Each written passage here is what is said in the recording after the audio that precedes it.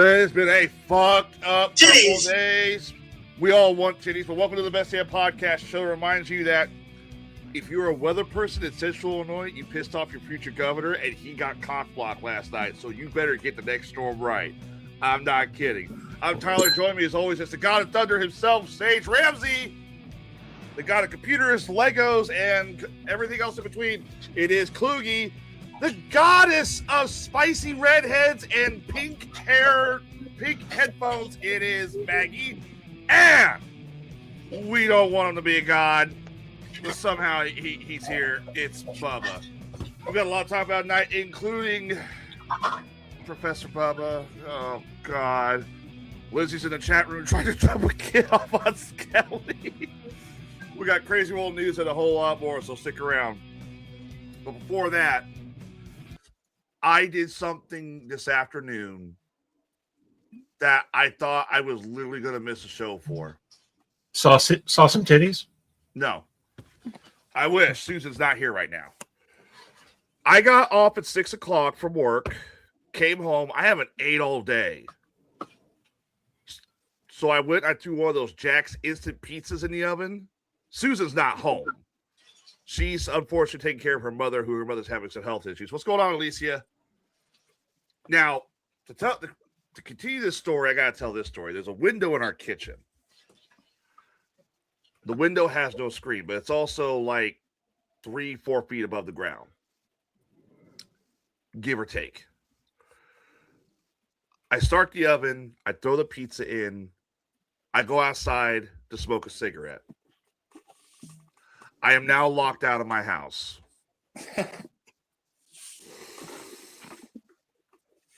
No keys, no cell phone, nothing. Nothing. With a fucking running oven going. So I'm like, how the fuck am I going to get inside?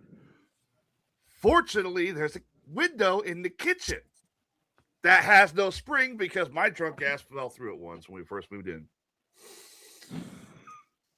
So I go, and everybody who's been in my house knows the window I'm talking about.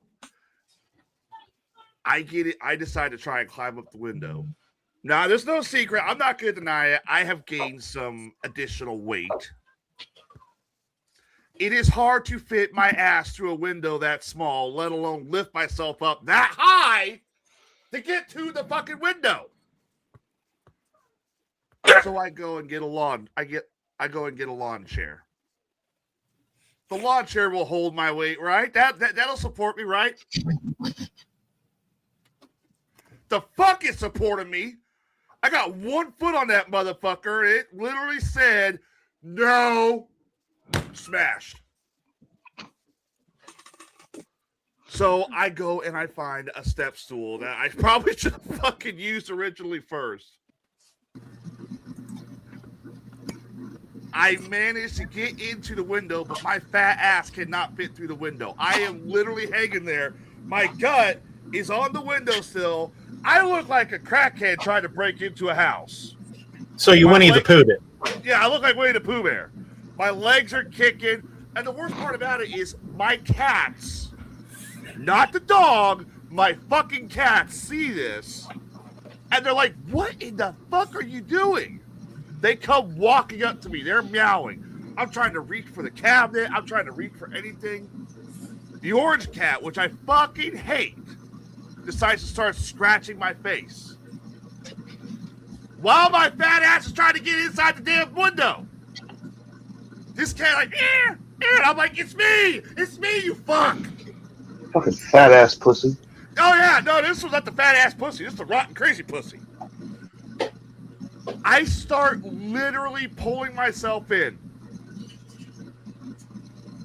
My fat ass finally goes on the floor. I'm like, oh, thank God.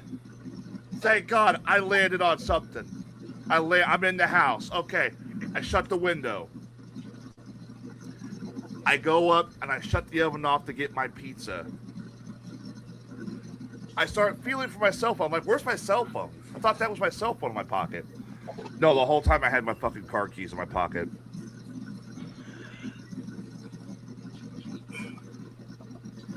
It was at this moment that he knew he fucked up.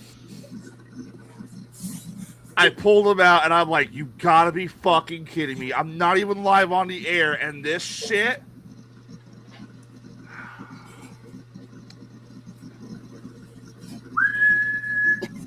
I get into the phone. I get into Sage asking, you want me to set the show up? I know you're fixing dinner. No, I got it. I fought like hell to get into that fucking window. Don't you disrespect my Sagey. I'm not disrespecting your Sagey. Because let me tell you something. There are many people I could choose to carry my casket when my day is over.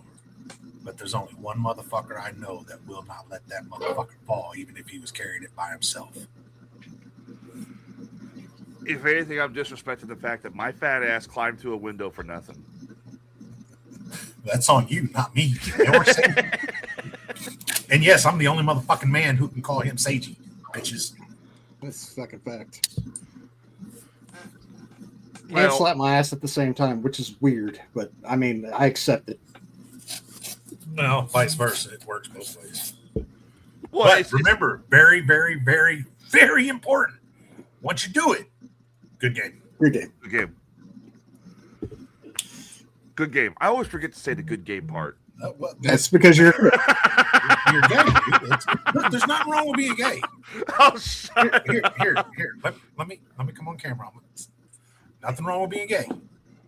But if you want to prove that you're not, when you slap that dude's ass, good game. I forgot that. That explains why the last time I did that, Sage fucking backhanded me. So Gotta be other than, all those words. yep. So how has you guys' day been? Well, I didn't get locked out of a house.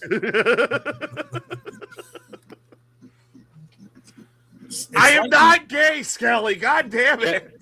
Technically, Tyler didn't get locked out of the house either. Technically, he wasn't locked out of the house. He had his keys. Yeah. He was just too dumb to check his pockets. You were saying, Will Height? See, most of us, even if that was the case, we have backups. Like we have a neighbor we can trust, or somebody has each other's keys. Weird. Hey, Will Height, I'm locked out of the house. Did you check all the fucking doors? Yeah, I checked all the fucking doors. I locked my keys in my truck. Can you come let me in the house so I can get my spare key from my truck? Sure will. Got to use the bathroom. Put on the roll.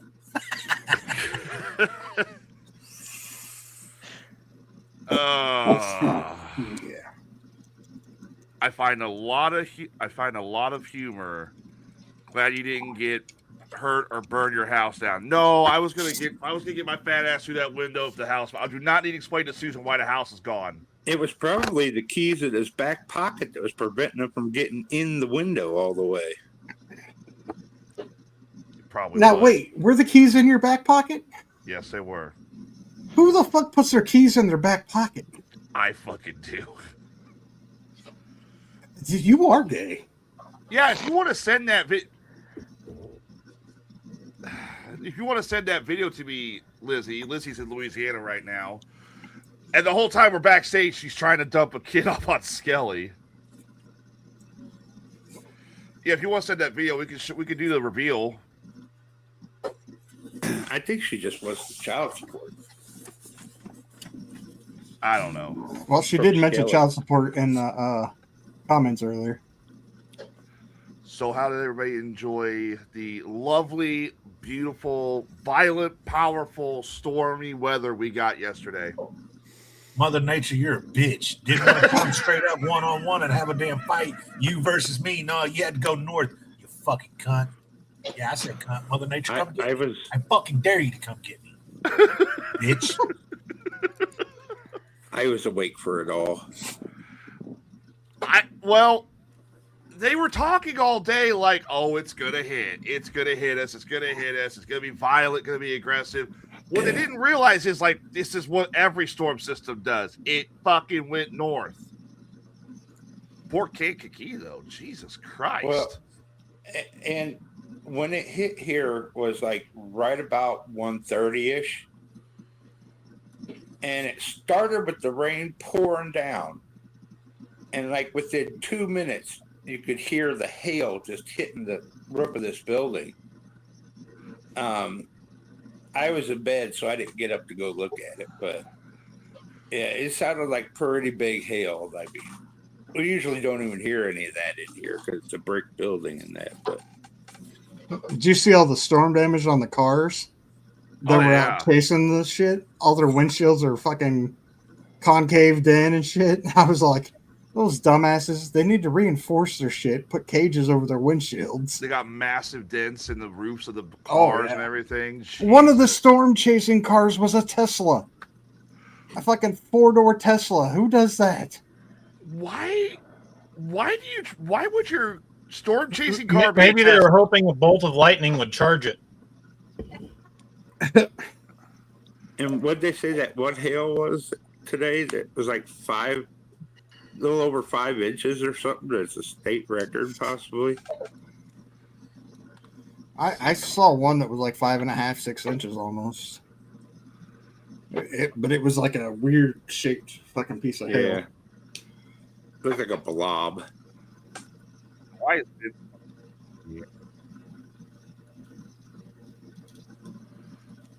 Could you imagine getting hit in the head with a piece of hail that big? Oh, you'd be dead. You dead. You would be dead. All right.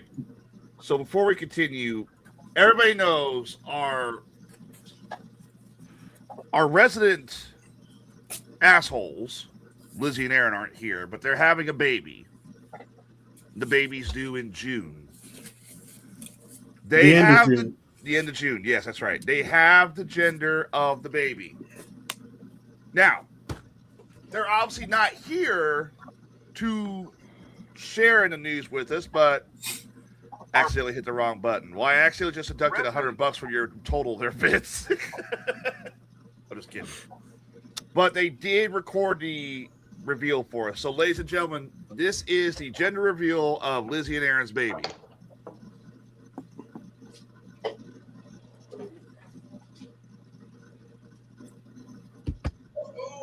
And Does that mean she's not pregnant? That's what I think. Sorry guys, she's just been really constipated lately. Oh, blaming his knees? Blame the knees. All right, here we go.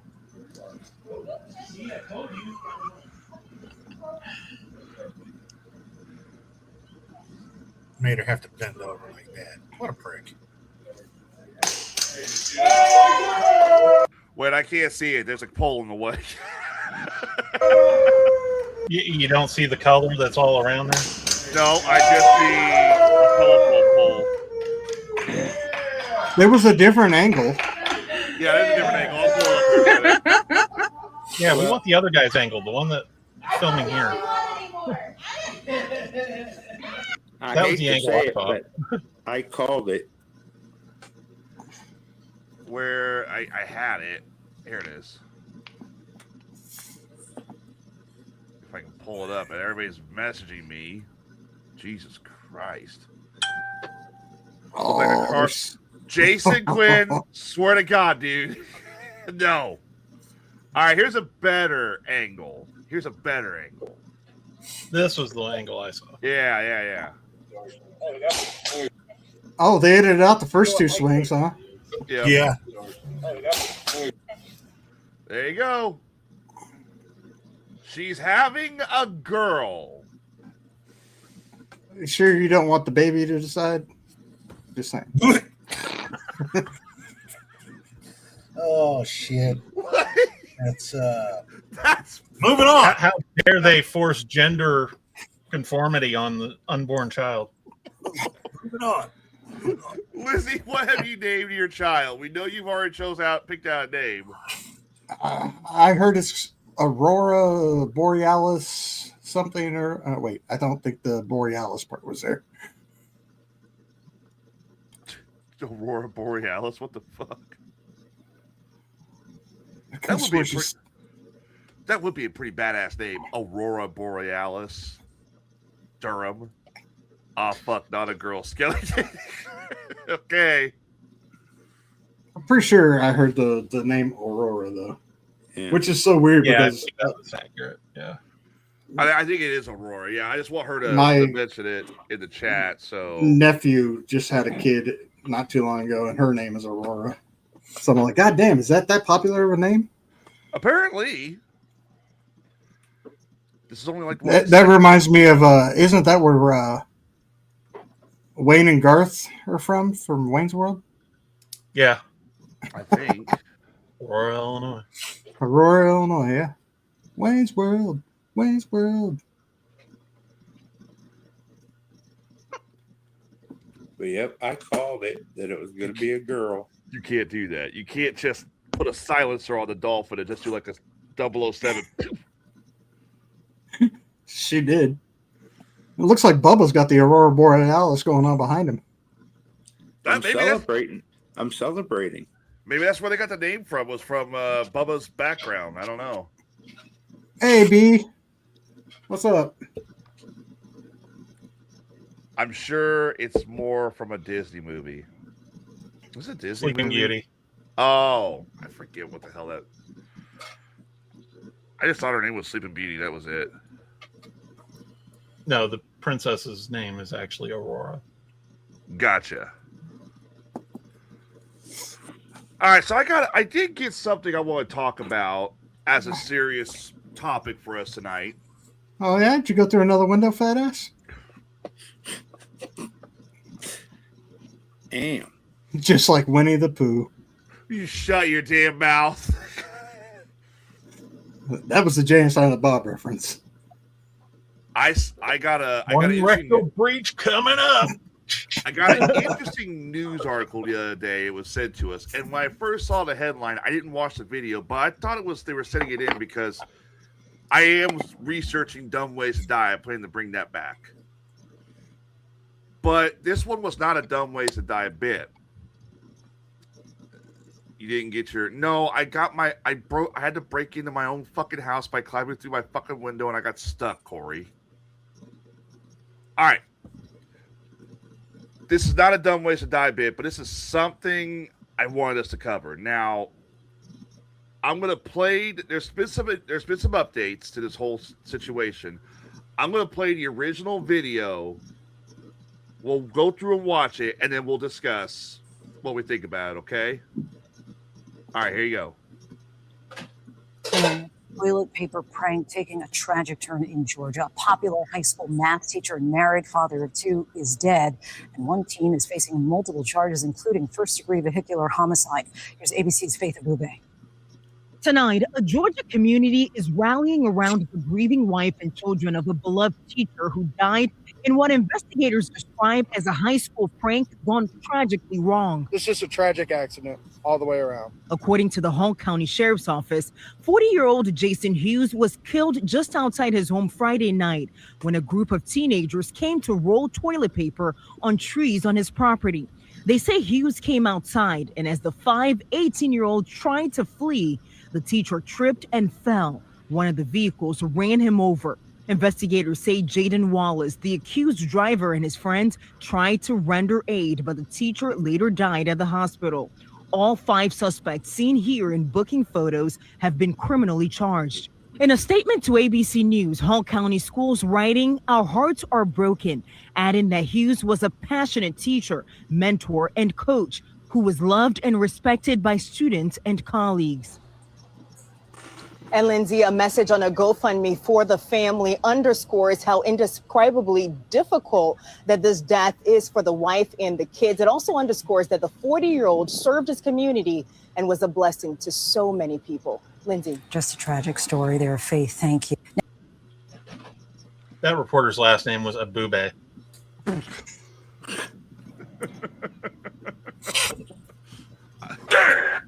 Tragic story. Poor teacher. There's Kluge. Abube. That's all he got out of that whole thing. That's all he heard was Abube. I know where that school is in that county.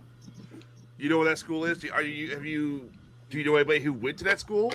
No, it was up there by Lake Lanier, which is one of the lakes that we would always go to with the boat and stuff. So I knew the area. I didn't personally know anybody up there, though. All right, so my question is to everybody, is this fair? Look, we've all done toilet paper pranks. I We've all haven't. done it. 3/4 of the show's cast has done toilet paper pranks. Oh yeah. Maggie, I'll pick you up later. We'll go TP Bubba's apartment. What's a TP prank? It's where you throw toilet paper at the house and the trees and wrap it around the cars. Let's go into somebody's house and using the restroom, putting the toilet paper on the actual roll. How did he? Or the I would never toilet paper someone's house. Well, at least they didn't use the toilet paper first. Oh, Jesus Christ. That'd be pretty shitty of them. Yeah, definitely. So one of my friends, we decided we were going to TP his house one night. We had just had a storm come through Jacksonville. The power was out, and it was like perfect. I had 2 bundles of plush 2-ply toilet paper. My buddy Matt texts me and says, the power's out. It's time. Let's do it. I drive to Jacksonville. We get in his car. We pick up my buddy Brendan. We go to his house. We TP his house right then and there. We are 20 minutes into TPing this fucking house when we hear a bang on the window. You see literally the silhouettes of a redneck, a nerd, and a fat man go running down the street, get in the car, drive off. I go home. An hour later, I get a text from Daniel. Were you the one who TP'd my house? And I'm like, I have no idea what you're talking about. What do you mean? Because I actually needed toilet paper. I just went outside and grabbed some to wipe my ass with. I'm like, are you fucking serious? Well, okay, you're welcome. I guess he made the best of a shitty situation. I mean, I guess, yeah. But okay, getting back to the story in question, do you guys feel this is fair? Yes. It was an odd. You think it's fair? Teacher wouldn't have come out of the house if it wasn't for the kids doing the prank in the first place. How did he trip over toilet paper? No, I don't think he tripped over the toilet paper. I think he was like running in front of the car, trying to get to the car, and then he tripped and the car took off, or so. I don't know how he was hit by the car. But again, he wouldn't have went running after the kids if they hadn't been vandalizing his house. This is true, yes. And either way, it's still manslaughter. Even without the prank aspect of it, it's still manslaughter. They wouldn't necessarily get manslaughter because they did try to render aid. Yeah, they did feel bad about what they did. That much is obvious. They were trying to help save his life, but they couldn't. Yeah, they called help. They tried to render aid, so I don't know that manslaughter is really the charge they should get. If anything, maybe second degree. Vehicular or wrongful death. Wrongful death that would probably be it. I could see wrongful death for sure. As that other guy said, tragic accident is exactly what it was. It's a very tricky situation though, because most of the time people don't prank like that anymore. It's a different. The fuck they don't. That shit happens all the time. She's new to the area, Sage. She will. Yeah. She will understand. You're right. I'm also a good child, so. Oh yeah. She's new to the area. She's new to the area, Sage. She'll get used to it. Bullshit. People in the South don't do that stuff. Not normally, no. Okay, so Tyler, me and you, Saran wrap, and Maggie's car. You fuck with my car, I fuck with your truck.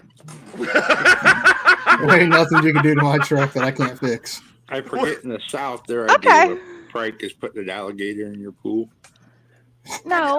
I do not think that is a prank in the South, is putting a damn alligator into fucking somebody's pool.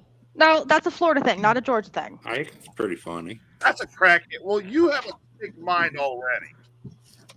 Well, one of the things that, like, for senior prank day or whatever that we had in high school, somebody released turtles in the hallways and named them 1, 2, and 4.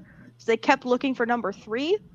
And then somebody else put a family of ducks in the English lit teacher's classroom. So that was our definition of pranks in high school, was releasing animals in the school. That is so fucking weak. Well, it's the same concept. It's the same concept as the pig thing. You're going to buy 4 pigs, label them 1, 2, 3, and 5, so they spend their whole hours looking for 4. Yeah, that's been done. But it's funny. It is funny. Our senior prank was there is a name. There's the name of Lizzie's baby, Aurora Ray Durham. That's Durham. No, it's Durham. Yeah, you don't actually say the word ham.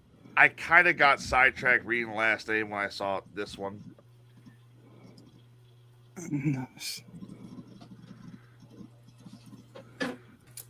No, Skelly, you see, they wouldn't have stayed to render aid either.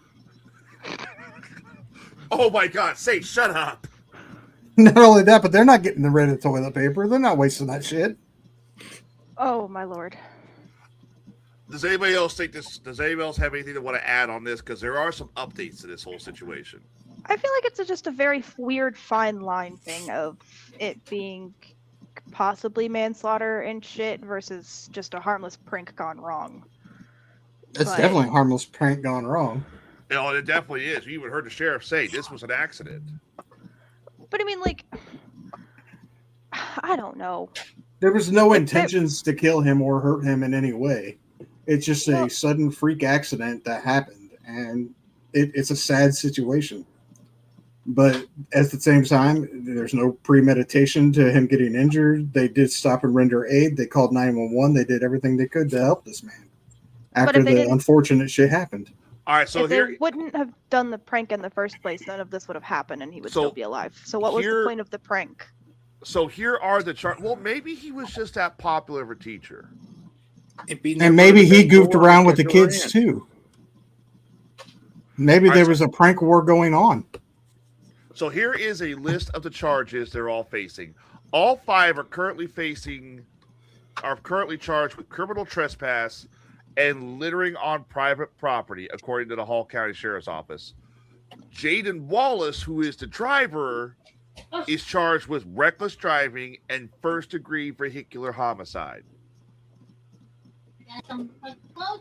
That'll get reduced, I bet. Georgia law calls this offense first-degree vehicular homicide is a felony and generally applies when someone without malice aforethought, that is the intent to kill, causes a death when committing certain serious traffic offenses. So, for example, you run a red light, you hit another car, the driver of that car dies, you are now going to be charged with homicide by a vehicular vehicle in the first degree.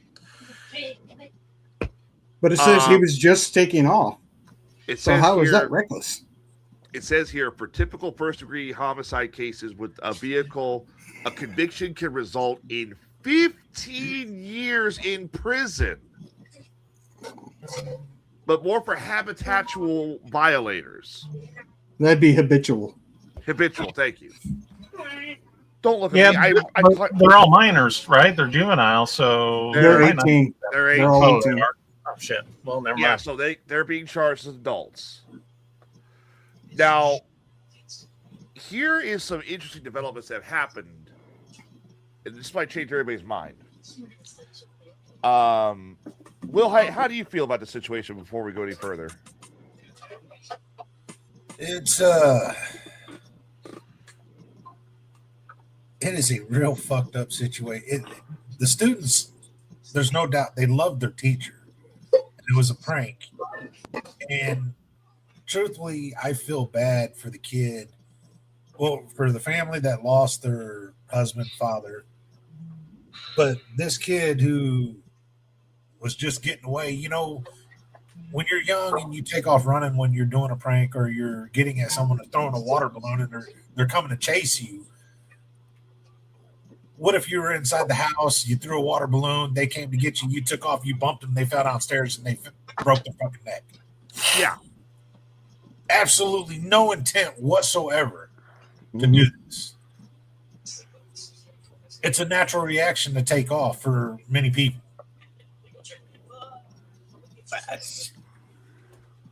There is no win in any of this whatsoever. Not really.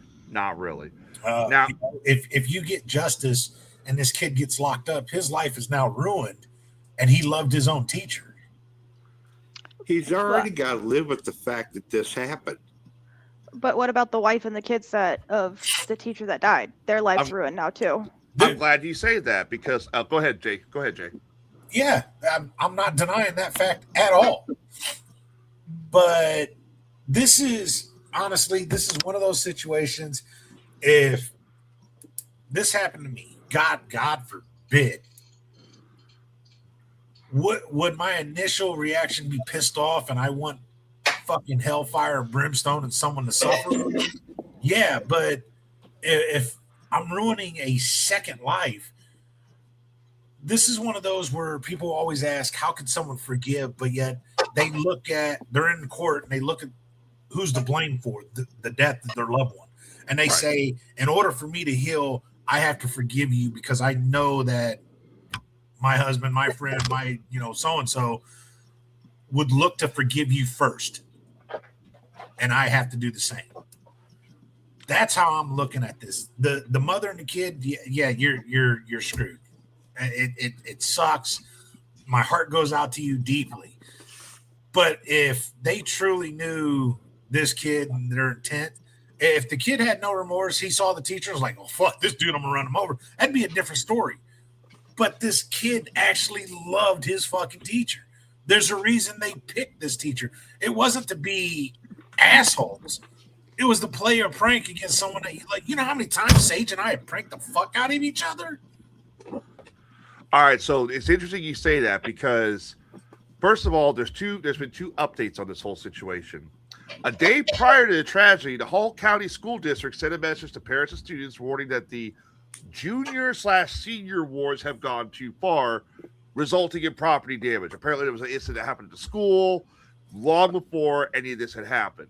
The district went on to say it was essential to recognize the serious consequences that can arise from engaging in destructive behavior, blah, blah, blah.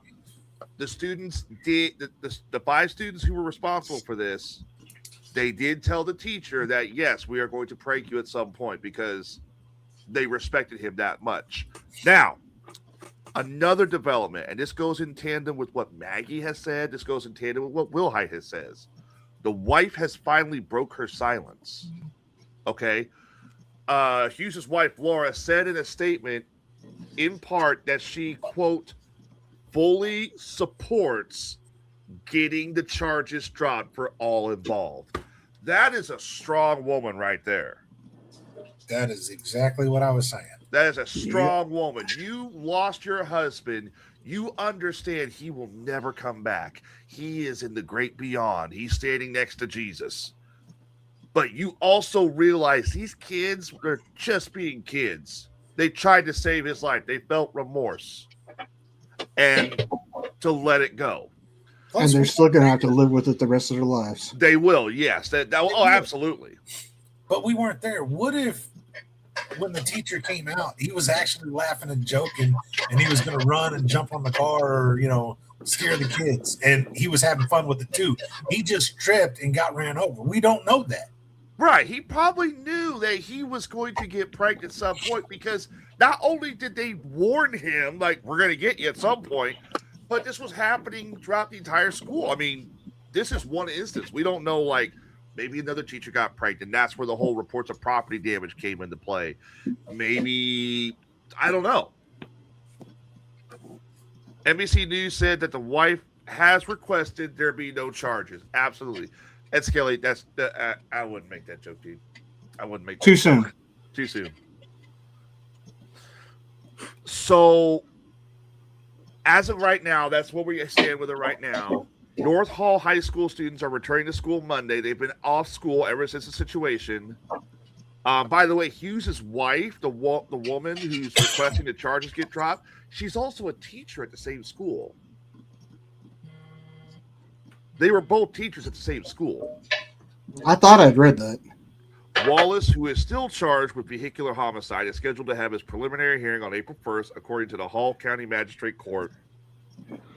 An online fundraiser for the Hughes family has raised more than $200,000 as of Monday. The organizer wrote, Jason's life was a blessing to so many, and his ultimate untimely passing will be indescribably difficult for his wife and two young boys for years to come. So, yeah, there's still a lot more coming out about this, but I mean,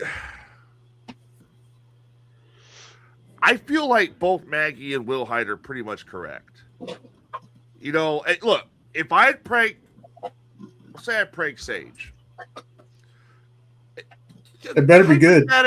Hypothetically, it better be good. Put your fucking shield down. I no shield up. I'm just saying it better be a good one.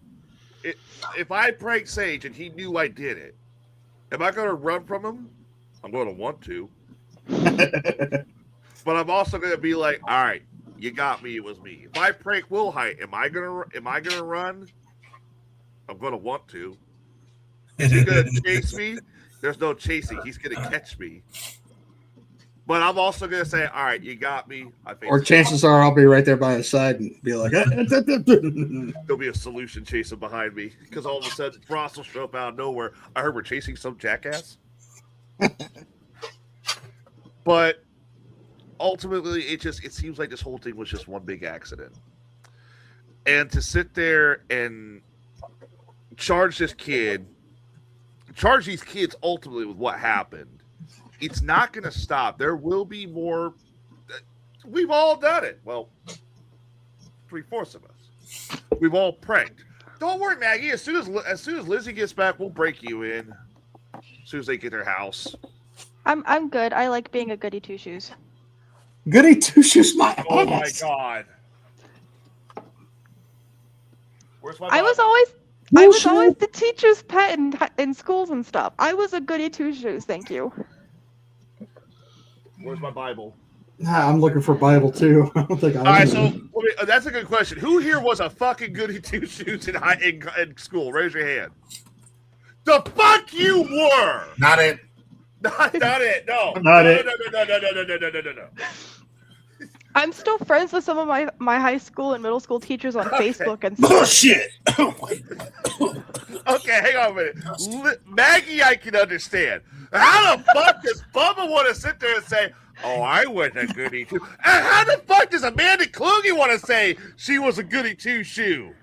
The fuck you fucking nerds. All right, hang on.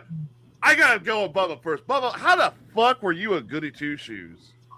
I don't know. I just thought it sounded good. Dude, you know he was a pacifist and just didn't get into shit. He was just a weed smoking little fuck that didn't do shit. I can't say I was a goody two school.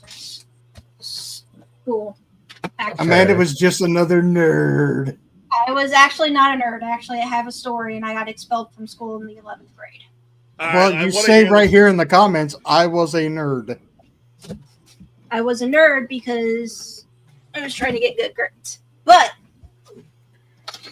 I got expelled from school. Who'd you beat up? Huh?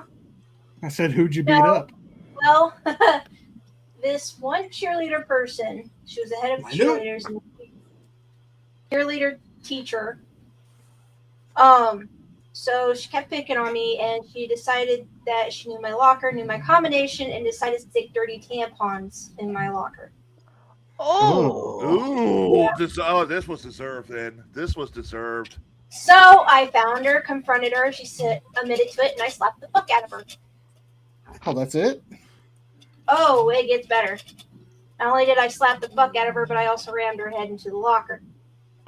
It's a pretty good okay. It was a pretty good prank, though. I mean, and, that's too. It was deserved. Of course, because the teacher was the head of the cheerleaders. The cheerleader teacher wanted out for blood and wanted me expelled. Okay, you see, that'd be like chemical warfare nowadays. Yeah, and you can't do that kind of shit. Biological shit. You're saying it was her retaliation was deserved, though, Bubba, right? Yeah. So they expelled me in the 11th grade, but I was able to go back the 12th grade And the principal pulled me aside. He's like, "Am I going to have any trouble out of you?" He's like, "Depends on how many cheerleaders decide to put dirty tampons in my locker." She said they were out for blood. And he's like, "I will deal with them if you promise me not to bang another student's head off the locker." And I was like, "I can guarantee it, but keep them away from me." And for that 12th grade year, it was not picked on at all. Hey, Bubba, how's it feel to get interrupted for once? And I also got to graduate early. Well, there you go. I was arrested for drinking in high school. Why am I not fucking surprised? This one actually surprises me. Yeah, that was surprises the shit out of me. That too. one surprises me. I'm not. Apparently, it was one of his male teachers. God damn it! Oh. This motherfucker, y'all gonna kill me today. I can tell you right now, Will Height, you do not want to start full throttle up the nose. That shit burns. Sounds like a challenge. Oh, God. Have you even got him his fucking case of Full Throttle yet? I've got to order it. I got to place another order later this weekend. Okay, so Bubba, you were saying you were a goody two-shoe because you were a pacifist or what? No, I was bullshit. You were bullshitting. I was going to say, you're more than likely the kid that sat in the back of the class and let one rip every 5 seconds and blame the kid eating glue next to you. No, I was always in fucking trouble. Gee, I wonder why. You're even in fucking trouble on this show sometimes. But half the time it wasn't even me. It was someone else. I just got the fucking blame for the shit. Okay, give us an example. We'll judge. Judge Kluge and Judge Will Height will judge. One day it was lunchtime. We got done eating, and I went in to go to the bathroom. And there's like 3 or 4 kids in there fucking putting spit wads up on the ceiling. So I turned to walk out. Just then a teacher walked in and saw it, because I was there. Of course, I got the blame for that. Well, shit. If I would have known you, I could have been like, it wasn't Bubba. He doesn't spit, he swallows.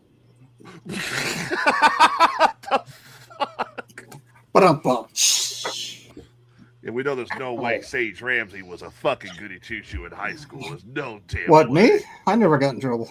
What's the... where's that fucking Bible going for? What is the worst trouble you guys got in high school? Like the most that you got, like you literally thought, I'm getting expelled for this shit. What the hell? Well, I mean, there was the one time I got detention for falling asleep during history class. American or world? Schindler's List at the time. You fell asleep during Schindler's List? I'm German. What can I say? Oh, hang on. We don't need to get a Reich out of this. Okay, hang on. Hey, motherfucker! Remember what my last name is, bitch. I have nothing against you. I'm talking to this motherfucker. Yeah, okay. I know. Easy. How did you fell asleep during Schindler's List? I was sitting there for a minute, like he fell asleep. Big whoop. Then he mentioned Schindler's List. I'm like, okay, yeah, I see this. To be fair, he was young. The movie was in black and white, and at that point, you're thinking about raging hormones in high school, not fucking World War II. Yeah. Good point. Will Height, what about you? What was the worst? And then I also got suspended over Christmas vacation, before Christmas vacation, just until the end of Christmas vacation for fighting in the side stairwell. Somebody tried to push me down the stairs, and I shoved their ass right back up it. And before anything else could happen, teachers broke it up.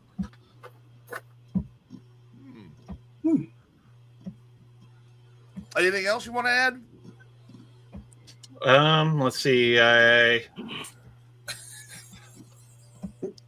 just want to make sure. I probably castrated a person using a tennis ball. What?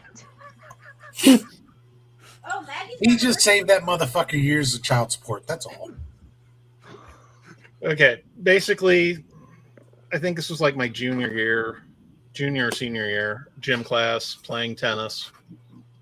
And there was this kid he was an annoying little fucker.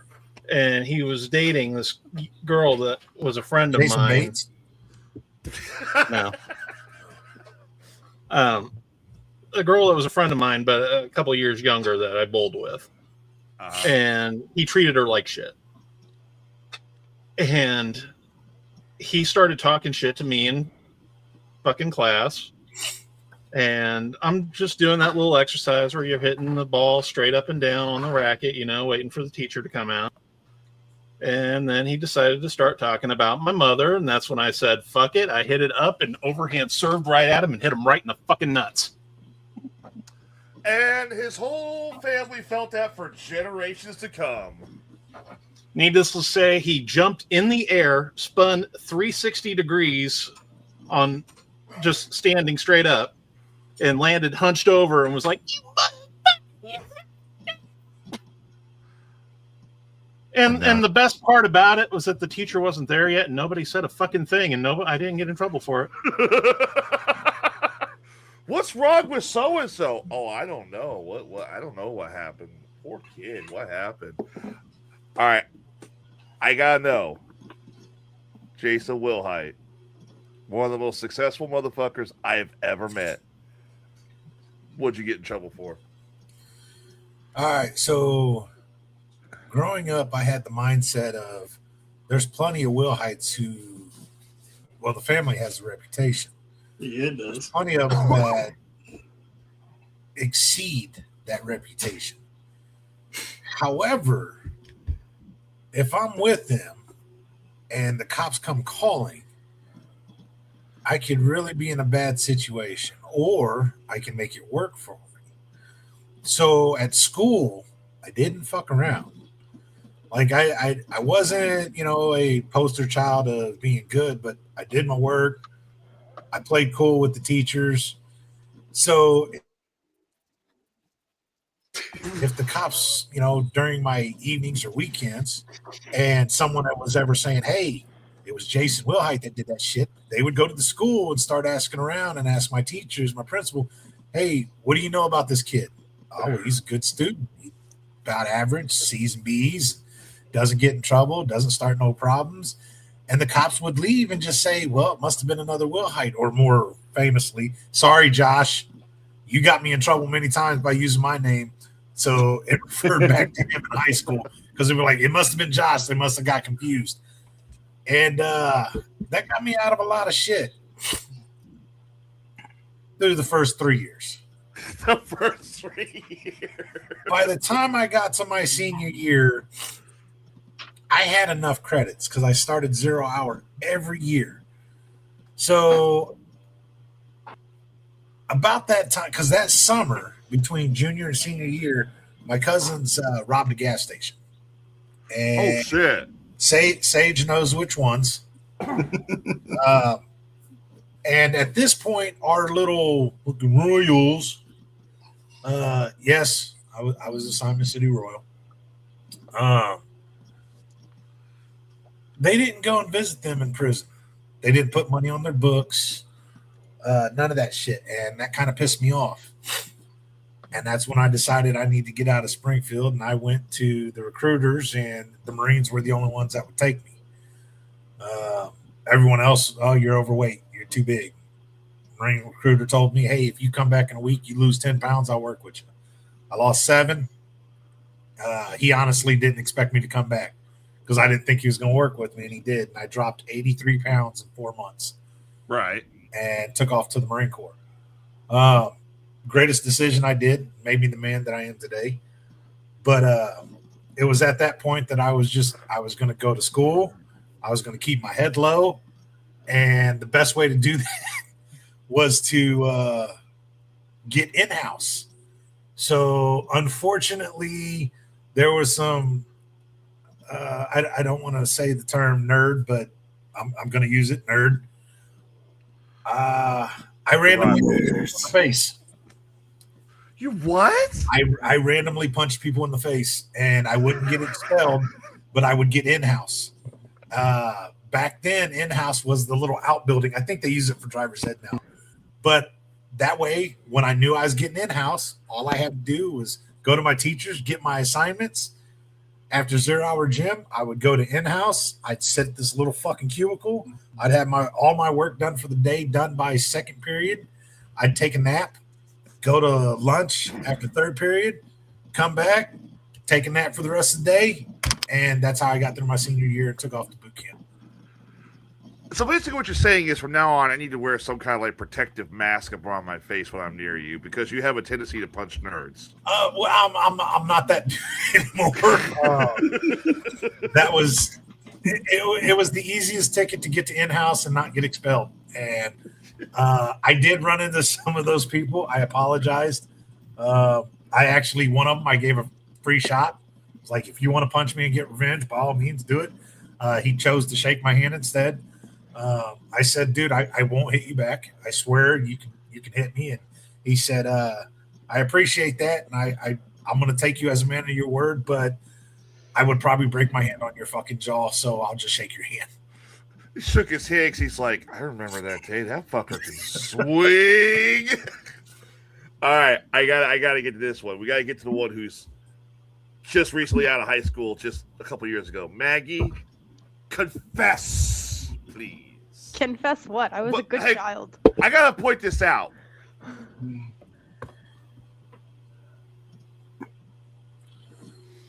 I almost got caught having sex with my then boy in the cafeteria. Hey, can I be your boy? And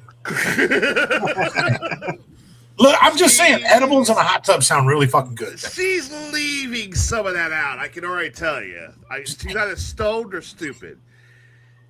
She was. Yeah, I think she meant boyfriend. Yeah, number one, it's boyfriend, Chloe. You stoned. Okay, still, I don't give a shit. Edibles, sex, and a hot tub sound really good. It was on the condiment cart, if I recall, too, wasn't it? The what? Okay, you know how they had like the little. The condiment cart doesn't mean condoms. Yeah. With the ketchup, the mustard, the mayonnaise. I bet there was some mayonnaise afterwards. Oh, shit. There it is. I'm waiting. Is it the condiment cart, Chloe? It was on the condiment cart. You told me this once. Fuck off, Tyler. Fuck off, Tyler. Yeah, I called it. Excuse me, Mr. Ray. My mayonnaise is very salty for some reason. Oh. All right, so you're saying you were a good child, Maggie. Mm-hmm. You can't think of anything that you did. How about something you may have done that you didn't get caught for? Yeah. That still counts. We're not talking about getting in trouble. We're just something that you was morally wrong. Taking my parents' liquor and refilling it with water. That was about it. That's just rude. That's rude as hell. Waste liquor. What the hell? Evil. Right? Why do we have you on? That's evil. We're talking shenanigans. Like, good. I was 16, okay? Dude, you don't want to know what the fuck we were doing when we were 16? Which was less than 10 years ago. Way to make me feel old, Sage. God damn. About 9 years ago. That was about 9 years ago. When I say I was a good child, I was a good child. I got a job at 14. I would get out of school, do all of my homework in school, get out of school, go do my job, then go take care of my own horses, and go home. Now, what she's not telling you is she would go out on the streets at night with a hockey mask and steal catalytic converters out of people's cars and melt them down and sell the platinum. You ain't a fucking meth head. No. Oh, shit. Chloe puts up a fucking mask. All right. No, I really was a good child. Other than making my zoology teacher in senior year absolutely fall in love with me, but, you know. Okay, well, there's something. That sounds scandalous. Were you wearing low V cuts and crop tops, mini skirts, high heels with cat ears and a tail? Let's go with this. This is something. It's not really that bad though. Cat ears and a tail. Continue. Yeah, I had a Tuesday teacher. I had one of those belts that had a tail attached to it, and I would wear that, mini skirts, crop tops, and high heels to school with my cat ears. I'm still giving her the facts. What's more weird? The fact she seduced a teacher and the fact that she's wearing cat ears to high school. It's like, I remember us talking about this damn story. Wait, the best part is everybody fucking knew me in the school, but nobody made fun of me. Everybody fucking liked me. I wasn't popular, but everybody knew me. What's that like? Question. The tail that you wore back then was attached to a belt. The tail that you wear now, is it attached to an anal plug? Just kidding. I don't currently have a tail, but thank you. Oh, well, fuck. Yeah, I didn't know they made that until I went to a Halloween party years ago. Or something. I mean, I do have the plugs, but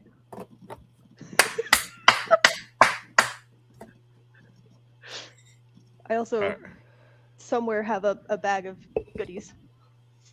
Okay, so next up, Bubba, did you have any other stories you got? I'm gonna high, man. No, I just he's hot. got into plenty of fights, and most of those were when I was in 8th grade, going to the high school to fight high school kids. All right, I saved the best for last. Oh, just looking at you can't even look at the camera right now. Just looking at this guy, Sage got some fights. You got some stories to tell about high school. So Sage, no, I don't. What? Go ahead. Can I say one final thing about fights? Yeah, sure. I was never in a fight, but I witnessed a fight because of where the fight was located at in our health class. I got a table thrown at me and then got sent home because I was having a panic attack. Cindy Lopia says, my best friend and I snuck into the guidance counselor's office and looked up people's ACT scores. This was many moons ago when the ACT was the standard test for college. We didn't get caught. Dude, there are some good ones in here. I yelled at a teacher once because she thought, oh, okay. All right. Sage Ramsey. What? Story time. Story time? Story time. Story time. Give us a good one. Oh.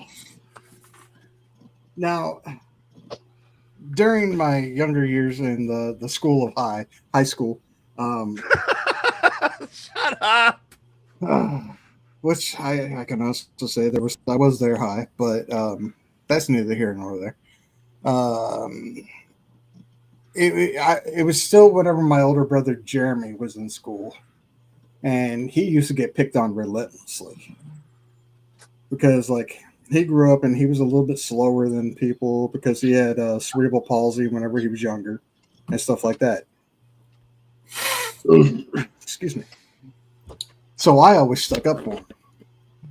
And I got in more fights with high schoolers, even though I wasn't in high school yet, than he ever did. He just got his ass beat all the fucking time.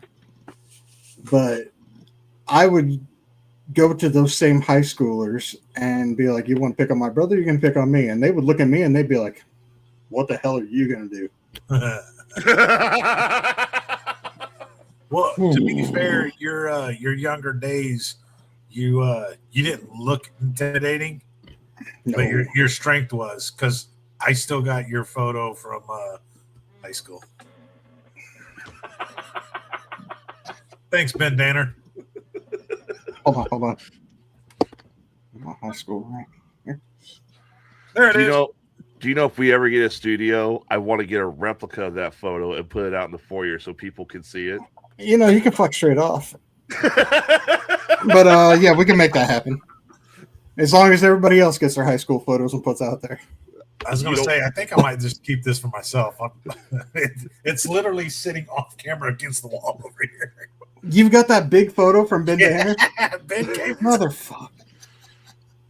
That thing's gone from Jaron to Ben to you now. Dude, it's sitting. Hey, but your PBR, your case of PBRs blow it. Oh, hey, that's a plus. See? But yeah. So anytime, like I would tell them, you know, they got to stop picking on my older brother, and that they didn't want to fuck with me or mess with me because I would handle the situation. And they would simply look at me and baby face, no hair, no facial hair, and you know, I'd had my combed mullet or whatever going on. What are you gonna do about it? And that's whenever I learned that my head was harder than their. I was headbutting motherfuckers right and left all through high school. And there was one kid in particular on the school bus, and I almost got in really bad trouble over this one. He punched my brother in the back of the head about 5 times, and I stood up from the front of the bus and walked to the back of the bus and said, "You want some of this?" And I fucking headbutted him right in the fucking nose, broke his nose in 2 places, and then just beat the shit out of him all the way down to the floorboards. And this dude stood taller than me at the time. He was a senior. So you basically walked around headbutting everybody. Oh, yeah, and beating the shit out of him if I had to. And I was smaller than a lot of the guys I was beating up. I didn't give a shit. Nobody picked on my older brother. Nobody. And they soon learned that. Cheers. Got you. I'll join it. And then after he had graduated, you know, we had some new students kind of show up to school, and they wanted to be the bigger guy because I had gotten bigger. And they was like, you know, hey, you think you're tough? Well, we're from here and there, and I've already got tattoos. And I was like, I don't give a fuck. What are you gonna do? You gonna fight? You gonna shut up? What are you gonna do? I had one dude. I was sitting in the up in the bleachers in the old gym, and I was sitting there talking to somebody else, and he was sitting over there, and he come walking over and just kicked me right in the face and broke my nose. Oh. I stood up. He took off running like a motherfucker. I jumped off the balcony, the top bleachers, jumped to the floor, beat him. As he was running down the steps, got him in the middle of the basketball court, and beat the shit out of him in front of the football coach. Jesus Christ. My football coach goes, "Are you okay?" And I was like, "You just kicked me in the nose." And he could see the blood coming out of my nose. He could see my nose was all fucking crooked and shit. And he's like, "You just beat the shit out of him." And I was like, "Fuck around, find out." Before, there was fuck around, find out. That was just you know, pure mistake power right there, kicking his ass. Oh yeah. It was just like something lit a fucking switch off in me, and I was just like, hell no, I'll never forget that motherfucker's name, Willie. Willie. His name was Willie. His name was Willie. I used to like family name apparently. I used to like Jason Quinn, but that's too soon, Jason. Use that photo of your high school photo on the John boat, your new John boat that you bought off fucking Kermit, bastard. Oh no, but I could recreate me sitting. No, because I have facial hair and I'm not shaving. All right, I got one story I'll tell you that we got to get to our next segment. This is my story, okay? So you all ever had the locker in high school? By the way, before we continue, I want to point this out. We did receive a picture of someone's high school photo. Is that why Will Hyde disappeared? Oh, I don't know why he disappeared. Now keep in mind, I'm gonna tell everybody this right now. Skelly, pay attention. No, but you son of a bitch. If this is me, I'm beating your ass, Tyler. No, it's not you. It's not you. I don't. That joke's been worn out. It's good to bring it up. I'm not blasting that joke out here, okay? So don't worry. But Skelly, keep in mind, the person in this photo is 17. Oh, so geez, behave. No longer 17, but when this was taken, 17. Yes. Oh, that's definitely not a high school picture. Yes, it was. Yes, it was. No, you might have been in high school, but that was not in the photo album. That was not in the yearbook. Yeah, that was not in the No, but that was like the kind of stuff that I would wear to school. Shit, that was the front cover of their yearbook. You can see Maggie's photo right in between the one girl. The one girl's like, I'm going to be a doctor. Then there's another girl. I'm going to be a dentist. There's Maggie. Fuck life. Maggie's all like, I'm starting OnlyFans. Shut up, Skelly. I told you to be good. All right, so we had this really... Okay, everybody, for God's sakes, I'm a fucking nerd. I get it. But we had a really bad nerd. They were a Bible thumper. Their name was Jonathan Basie. This guy weighed less than my dog. He weighed like 18 pounds. He was a hardcore Bible thumper. He had something wrong with him. I don't know. Was he Mormon? No, he wasn't Mormon, surprisingly. He was stern Catholic. Oh. Stern. I say ooh like it's a bad thing. I'm Catholic. Fuck. He probably got touched by the priests and like. Whoa. He was an altar boy. Yeah. Probably did. He was literally. I did that shit in the cafeteria. That was. Where's the confessional booth? Get it right. Oh shit! Come on, you're gonna bring that joke up. We gotta step away from that joke. It's getting old. But anyways, this kid would never curse. He would never, ever swing at people, like hit them. But he would get in everybody's business. Like he would sit there, he'd tell Maggie, like, Maggie, that outfit you're wearing, that a woman should not wear that kind of outfit. I'd just laugh and give him the finger at that point. Exactly. That's what everybody did. Or, for example, Sage, you should not be drinking such alcohol. That's a sin against God. And Sage's response would be, fuck you. Fuck you. No, I would verse him a little bit and be like, hey, what was the guy drinking at the Last Supper? What did he turn water into? Fuck off. So anyways, now in high school, I was also smuggling rum in my grapefruits in your mouth. No. Rum. I would go out and I'd get the little bottle shots, little travel shots. Oh. Get a bottle of Pepsi, pop it open, pour some in there. And on days where I needed a little more pep to your step, you go get the vodka. That takes the pep out of your step. I know. Yeah, I learned that the hard way. So anyways, we had what was called a trash locker. This was a locker that nobody had, nobody owned, nobody could get into. Nobody was assigned to it. But for some reason, every kid would just walk by, open this locker, throw soda bottles, banana peels, rotten food, all that stuff in there. What a great place to deposit your empty bottles of alcohol. The trash locker. So, I'm already a little buzzed. I'm just getting to school. I gotta go get rid of the evidence, right? I'm walking to the trash locker. I don't realize it, but Mr. Basie is behind me. I go open the locker, and I put all three bottles just down there somewhere where nobody's going to see it. You know, if they ever catch this locker, they'll think, well, somebody was drinking, but we don't know who. All of a sudden, Jonathan Basie goes, is that your locker, Tyler? Should you be in it? I'm holding three bottles right here in my hand. He's looking at him. My first reaction, nope, it's yours now. I shoved them in the trash locker and shut the door. And this was a teacher? This was a student. Oh, it was a student. This was a student. If it was a teacher, you think I would have actually graduated high school? I thought you said Mr. Macy is like. Okay. It was a student. His name was Jonathan Macy. Him as Mr. because he was a teacher. He fit perfectly in that trash locker. And I walked off.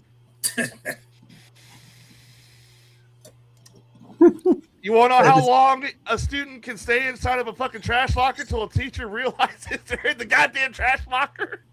I can't imagine very long. 2 hours. He wasn't making any noise? He was crying.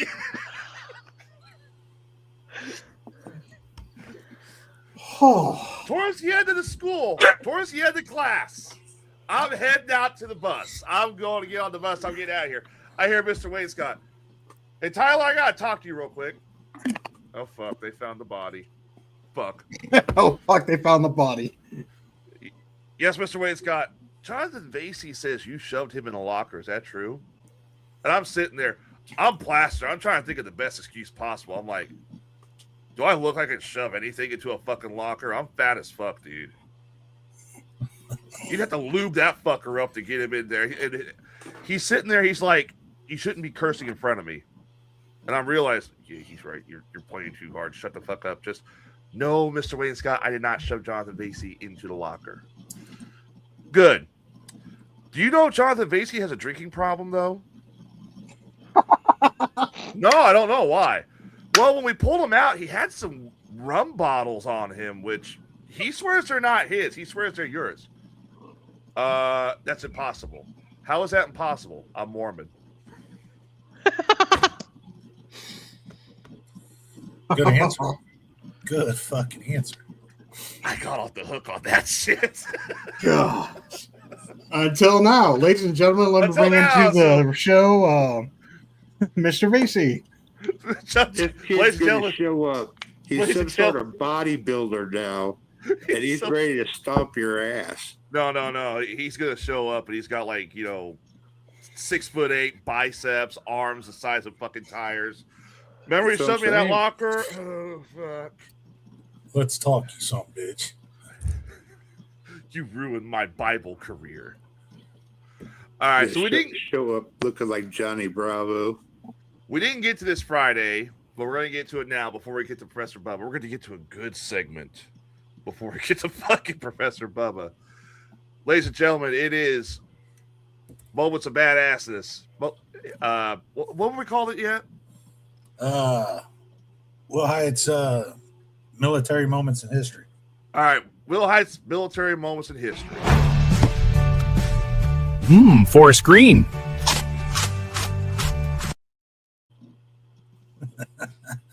Oh, I love the forest green. Now, for those of you that are paying attention, when we run the military one where everyone comes running out, that'll be a segment that's about a moment in history. If you see the forest green, that is the Crayola crowns.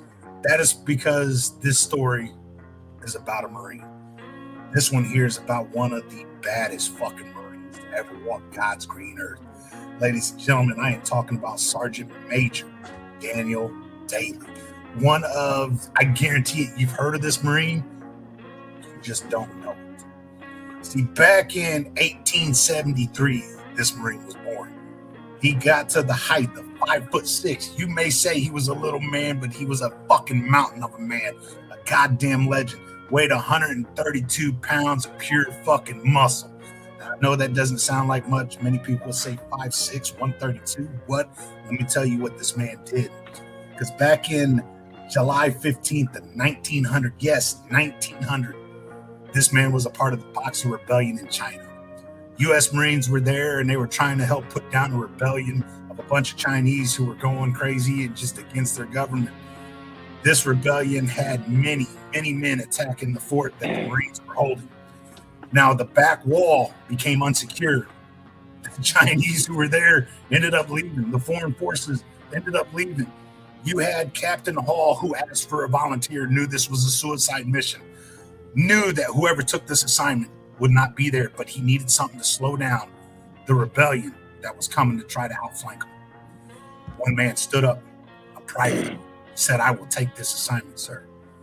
He stood there all night long, took on an onslaught of a few hundred men, and with a single rifle held his own. In the morning when the battle was over, Captain Hall came back expecting to find a dead Marine. Not only did he not find a dead Marine, he found a Marine that was still alive that took bodies and started stacking the holes that were inside the walls. This man earned his first Medal of Honor. I want you to hear that. When you earn a Medal of Honor, usually you don't live to tell the tale. And he did.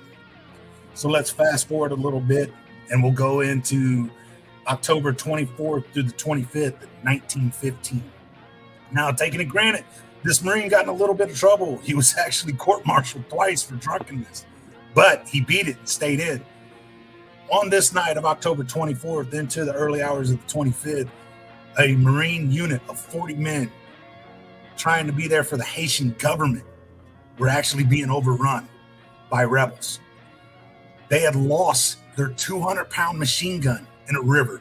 Now, at this time in 1950, you are talking a machine gun that was superior fire. That is what gave us the edge.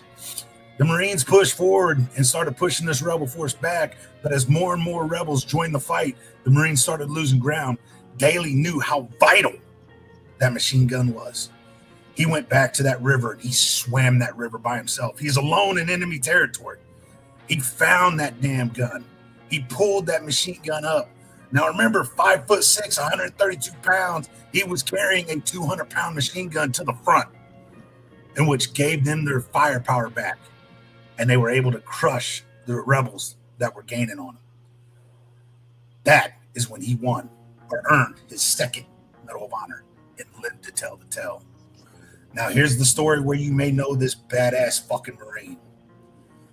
So we're going to get to World War I, the Battle of Bella Woods. This one gives me goosebumps.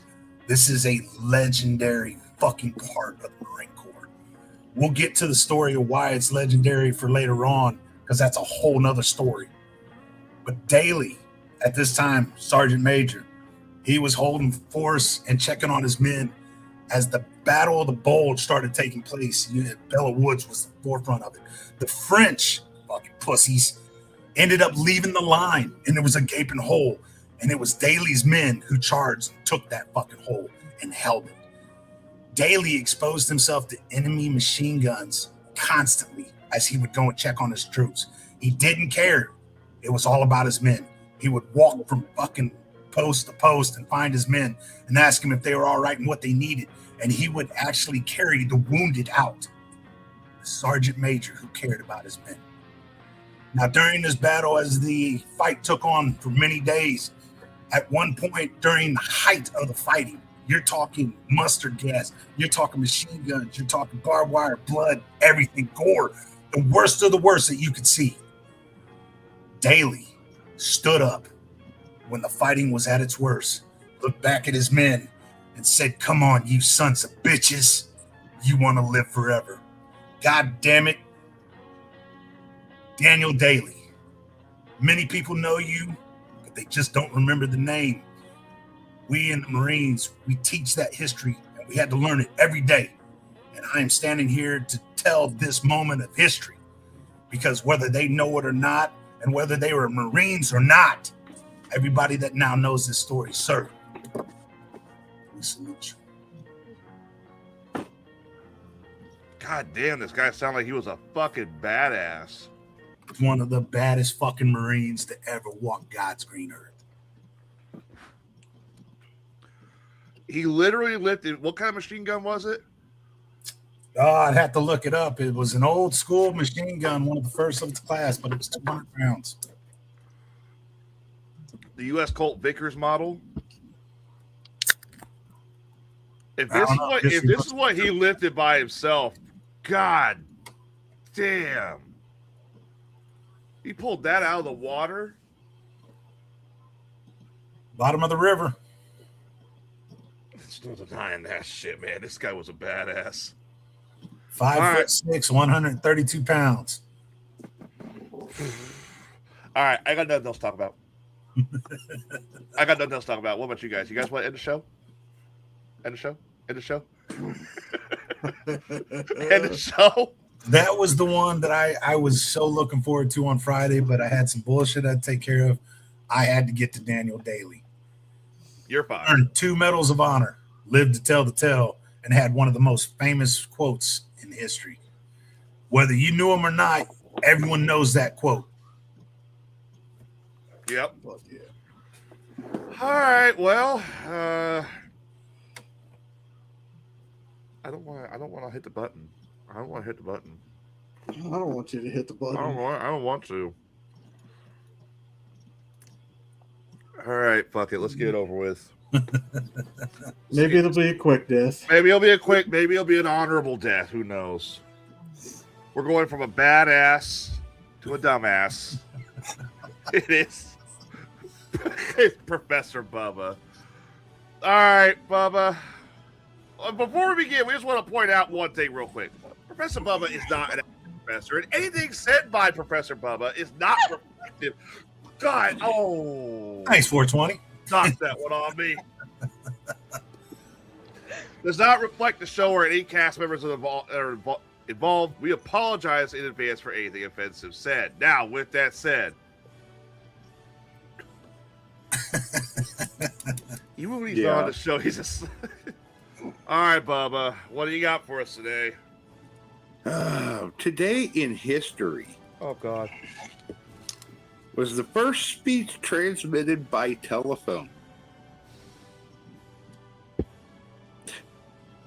Okay. What are we doing here? What is it? What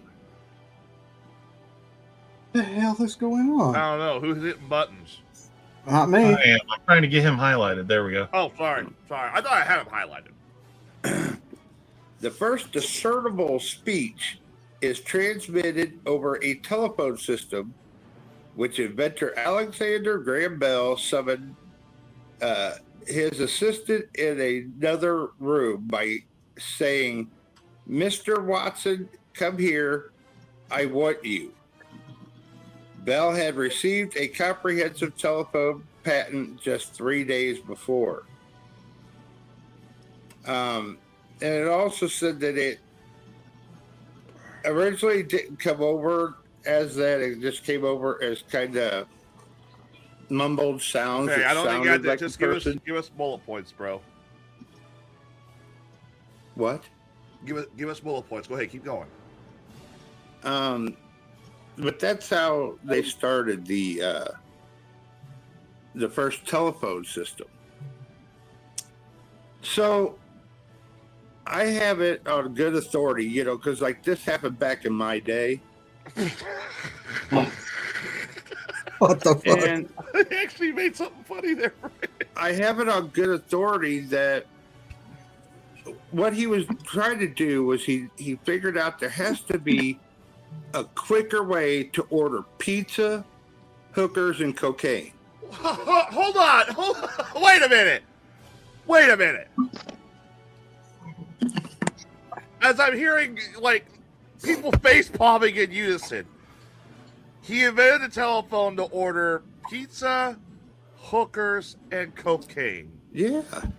I think only hookers and cocaine existed back then. I don't think so. I think I don't know. I didn't know you could telephone call to order cocaine. How do you get it? Well, then you had to go phone a friend. Find someone and get it. You know, now you just call up, dude, and they deliver. So, hang on a minute. Skelly, you do cocaine. Is that actually how you do it? Way to throw Skelly under the bus. That's how delivery became a thing. I don't think that's why the telephone was invented. It was not. I regret asking him that, but okay. It was not invented so he could order hookers, blow, and pizza. Why not? Why not? Because I don't think any of them really existed back then. They were all legal back then.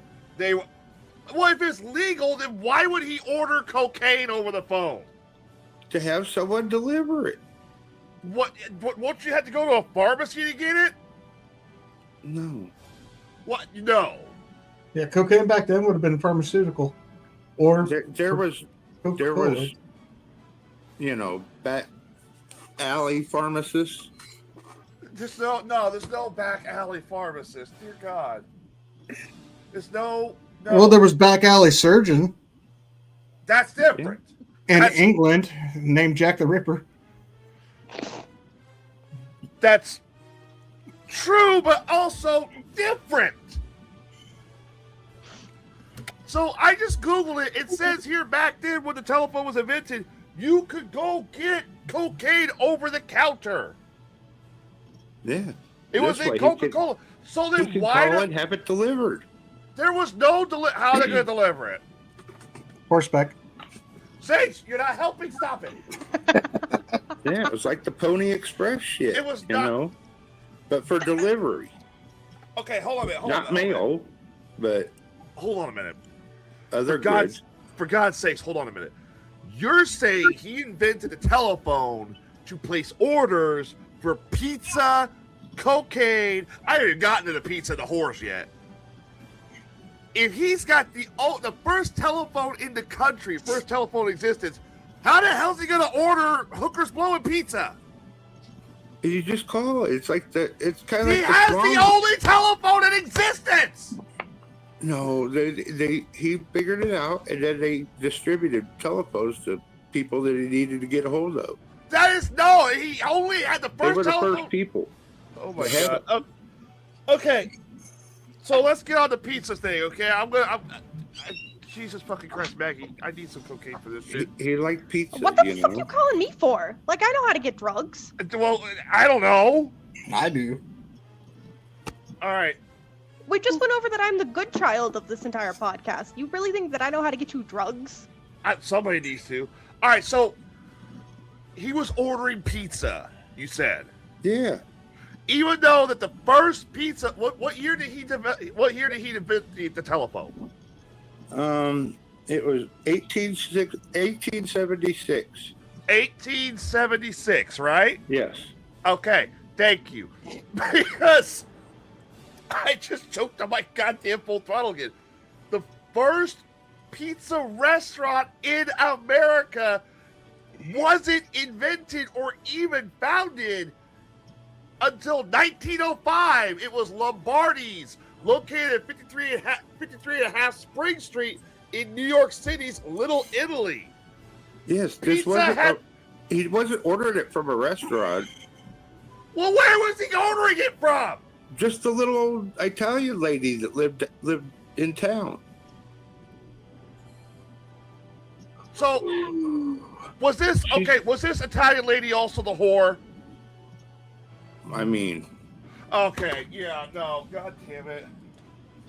You know, you had to make If that's money. the case, he would have just had to call it brothel. So, was it really pizza he was ordering, or was he ordering a blue waffle? Oh, probably both. Okay. What's a blue waffle? Oh, no. This has been Professor Bubba. Hey, look it up. Google it. No, don't you tell him to look it up. No, I'm telling her to look it up. Google that shit. Okay.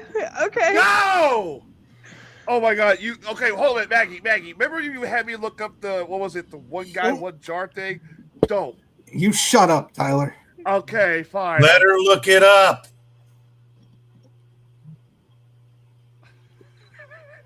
Read the definition out loud. No.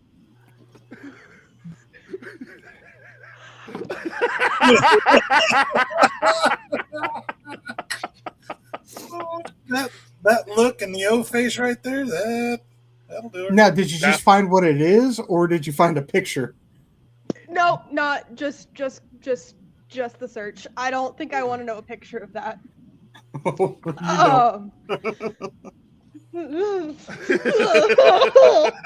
And apparently, according to Bubba, that's why the telephone was invented. That's what they're used to. You asked. He also invented the first STD. Oh, we're done with Oh, that literally made me fucking cry a little bit. Oh my God. Oh yeah, we've already talked about 2 girls, 1 cup. Yeah. I've already been traumatized by that. Thank you. That's How about a Cleveland steamer? Have you been traumatized by that? I'm good, thank you. Do you know what a Cleveland steamer is? No, I don't, nor do I think I want to know. What about an upper decker?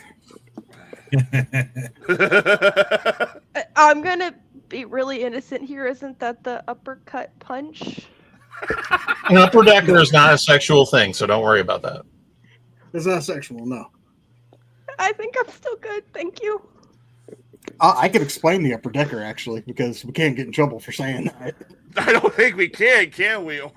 No, that's whenever you, instead of taking the shit in the toilet, you take the back of the toilet, the lid off the back of the toilet, and take a shit up there.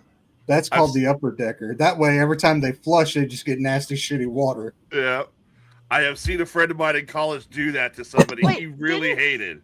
Didn't Skelly do that at the last party that he went to? Or I'm pretty sure he mentioned that. I'm pretty sure he mentioned that like a couple weeks ago, like how somebody did that when they all had like a party. I think she's right. Surprised me. I think she is right. I didn't know the term for it. 420. Why you got to say the dirty Sanchez? Oh God, you guys are traumatized at this point. Well, I just want to point out this poor child wanted to come on to the show. Lizzie knew what she was getting into. Maggie is just like, looks fun. Lizzie really didn't know what she was getting into. She just had an idea. This is also true. But I have yet Sorry. I have yet to really see Lizzie get traumatized, except for the time Bubba mentioned what caused the Challenger's explosion. No, he did not, because he would have got his ass whooped if he did. No, I pissed in his toilet or his bathtub once. That's because I shocked him when he was taking a piss. Aren't you glad you learned? Aren't you glad you learned something today, Maggie? No. He had a shock collar on at the time and decided to go use the restroom. And once he started pissing, I zapped him. And has she heard my bits? But no, she has not heard your bits. I don't think 420. I don't think that she is aware of like who you are. Like she sees. For those who don't know. Damn, it was slow on that one. I had that timed perfectly. The response from the program was, oh, I thought that was actually her for a minute. I think Skelly. You fucker! I don't actually sound like a dolphin. What? You don't. You what is it? How's it say? You don't sound like a dolphin. You don't sound like a dolphin. You don't not sound like a dolphin. Exactly. No, Alicia, I get therapy for free, thank you. I actually just had an appointment earlier today. Can you imagine what she's going to tell her therapist tomorrow? So how was your night last night? You don't want to know. Learned what an upper decker was and a blue waffle. I only see her once a week, but she really wants me to start going twice a week. So have her watch. She needs more money. Have her watch the show. Oh, we've talked about the show. Don't worry. Good things or bad things? Good things so far. Okay, so far she said. You hear that? You hear that, Cluzy? We're not trying hard enough over there. She's gonna show up in the chat room one day and try to. She's gonna show up and be like, "I'm here to converse with." If she tries to psychoanalyze us, I'm pulling out the whole book of psychology on her ass. She's got something to say about each and every one of us too. I think that violates patient confidentiality if she watches the show and shit. So I don't think it would. Well, that's only if she talks about your sessions. True. Which I know she won't. I'll just leave this up so in case your therapist watches, like, hey, this is what the show's about. What about the Cleveland Steamer? Yeah, I did mention that. Oh, shit. No, okay, so for those who don't know, because 420 had a segment called Stoner Thoughts. Oh, Jesus. They were fucking hilarious. We give Aaron, we give Aaron shit for almost getting us canceled. Oh, no. Oh, no. This was the closest we got. And the worst part is, he would get stoned, sit on his toilet for a few hours, and start thinking. And write this shit down. That's what it was. I don't know. 420, do you even remember some of the stoner thoughts you had? And the funny thing is, a lot of it made sense to me. Well, you're stoned. Yeah.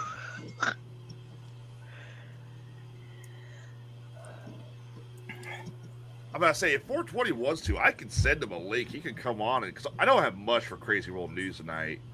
he could come on and share.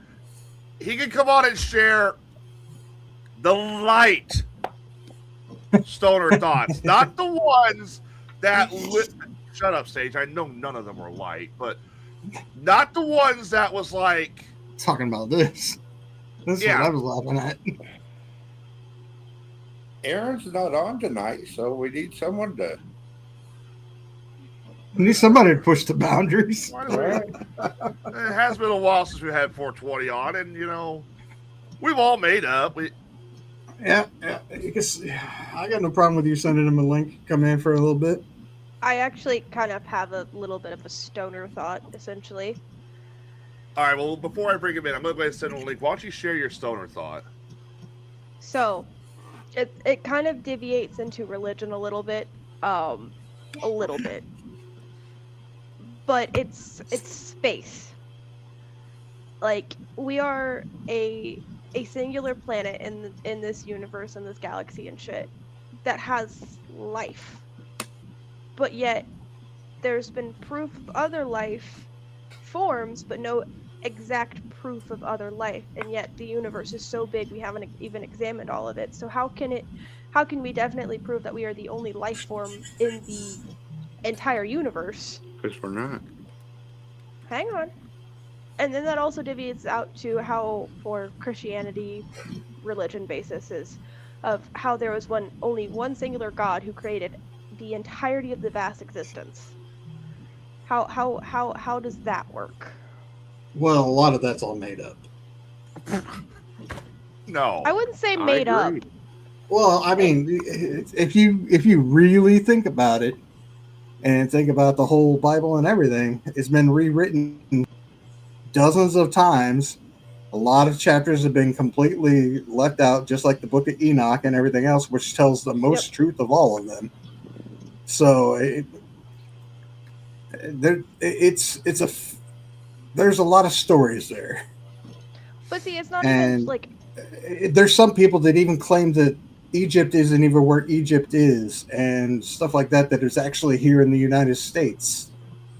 And we've got the actual river that actually makes more sense. Oh, God. Yes, sir. Fucking Q, baby.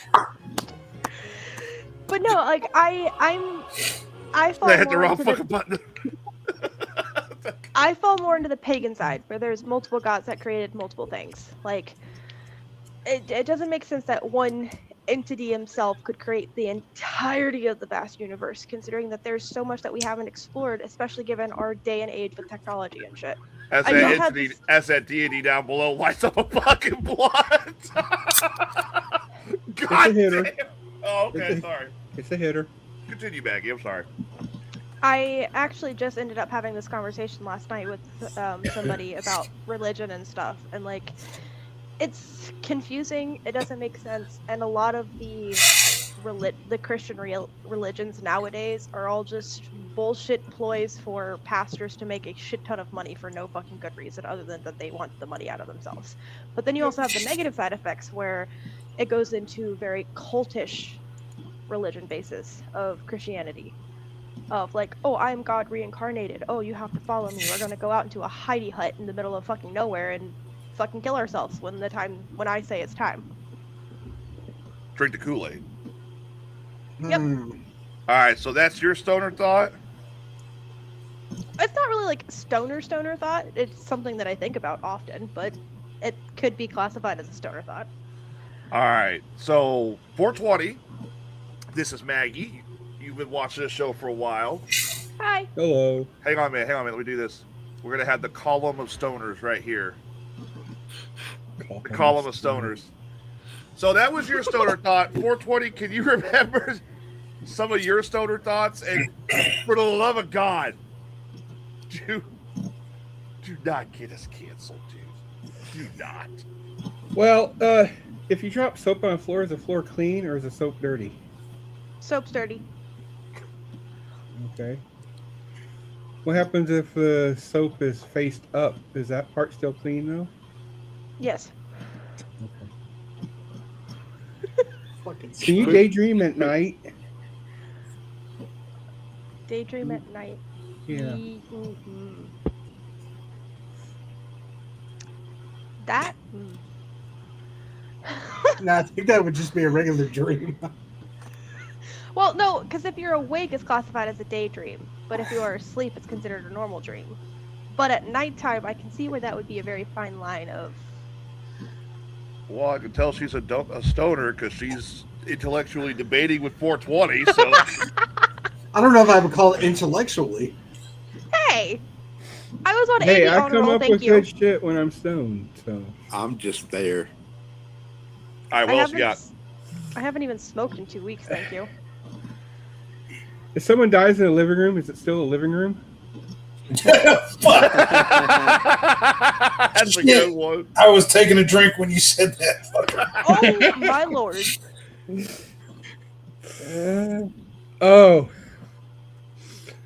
Holy fuck. Okay. Is scrambled eggs fried chicken? No, I think fried eggs would be fried chicken. Well, fried eggs too. You know, you still use a pan to fry the eggs in, but you scramble them instead of. So, if you're in a competition with yourself, do you come in first or last? Both. But if you're not first, you're last. Well, in that case, if you're not last, you're first. Yeah. Right. But the thing is, if life is unfair to everyone, does that mean life is actually fair then? Life is only fair to the people who have money. That's a pretty good answer. It's not wrong. And this is a good one. People say money can't buy happiness, and yet if everybody had the same amount of money as billionaires, everybody in the world would be happy because they could have everything that they need to survive functionally. Mm-hmm. Right. Nothing is never really on fire, but rather fire is on things. Why does that one actually make sense? Oh, this is a good one. Is water wet or does it make things wet? Good one. That's a both. Nope, it makes things wet because water itself is not wet. But yeah, thing is, technically the brain named itself. Okay. Not wrong. Here's the thing, too, is he does this.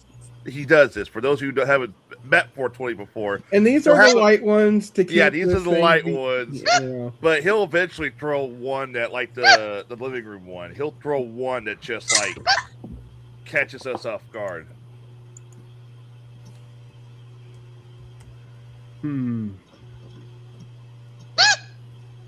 Ah!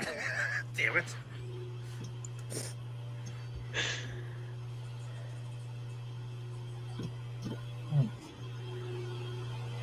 I think kind of been a while since you've done these, hasn't it? Yeah, I'm trying to think.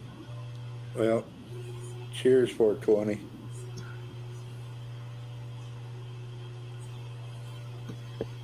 I don't know. I mean, I've got one for you. Go ahead. How does a nudist clean their glasses? Oh, that's a good one. How's a nudist clean their what? Glasses. Good point. A towel.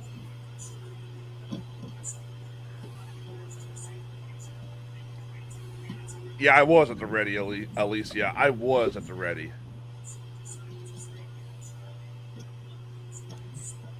Hey, 420, check your messenger real quick. Corey's got a question.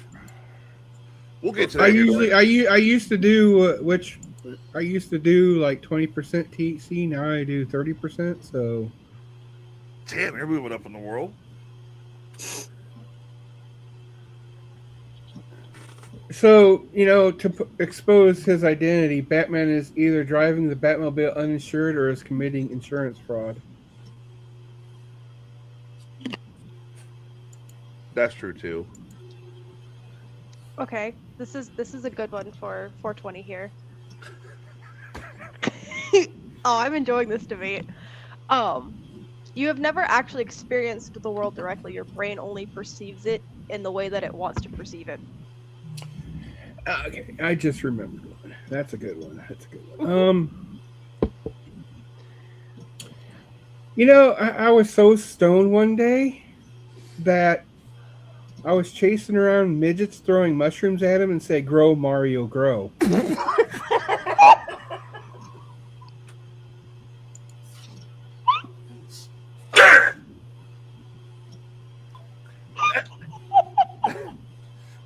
You'll fucking excuse me. I gotta clean the pizza off my fucking monitor and my camera. Goddammit.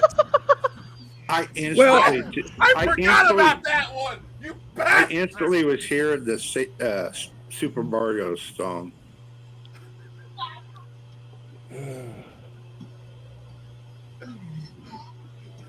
That's so wrong. Ooh, what about this one? The fact that your existence is not actually an existence. It's just a compound of atoms existing in the world.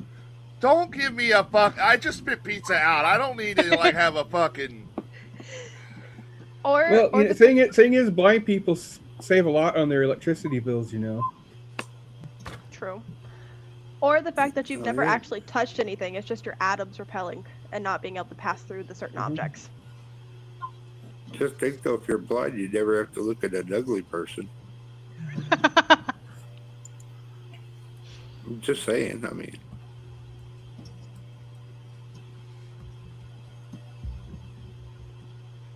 You guys got any more? I'm thinking. I gotta play my fucking laptop with my computer with a 420. God damn it. Ooh, this one's not really like a stoner thought, but it's kind of deep, dark, and a little bit funny. Most adults are not even adulting; they're just trying to exist. It's not wrong. I feel attacked. Well, here's one for you. How do you starve a black person? You put their food stamp card underneath their work boots. Stop it! Stop! No! Okay. Okay, that. That's one of the ones I was like, oh, no.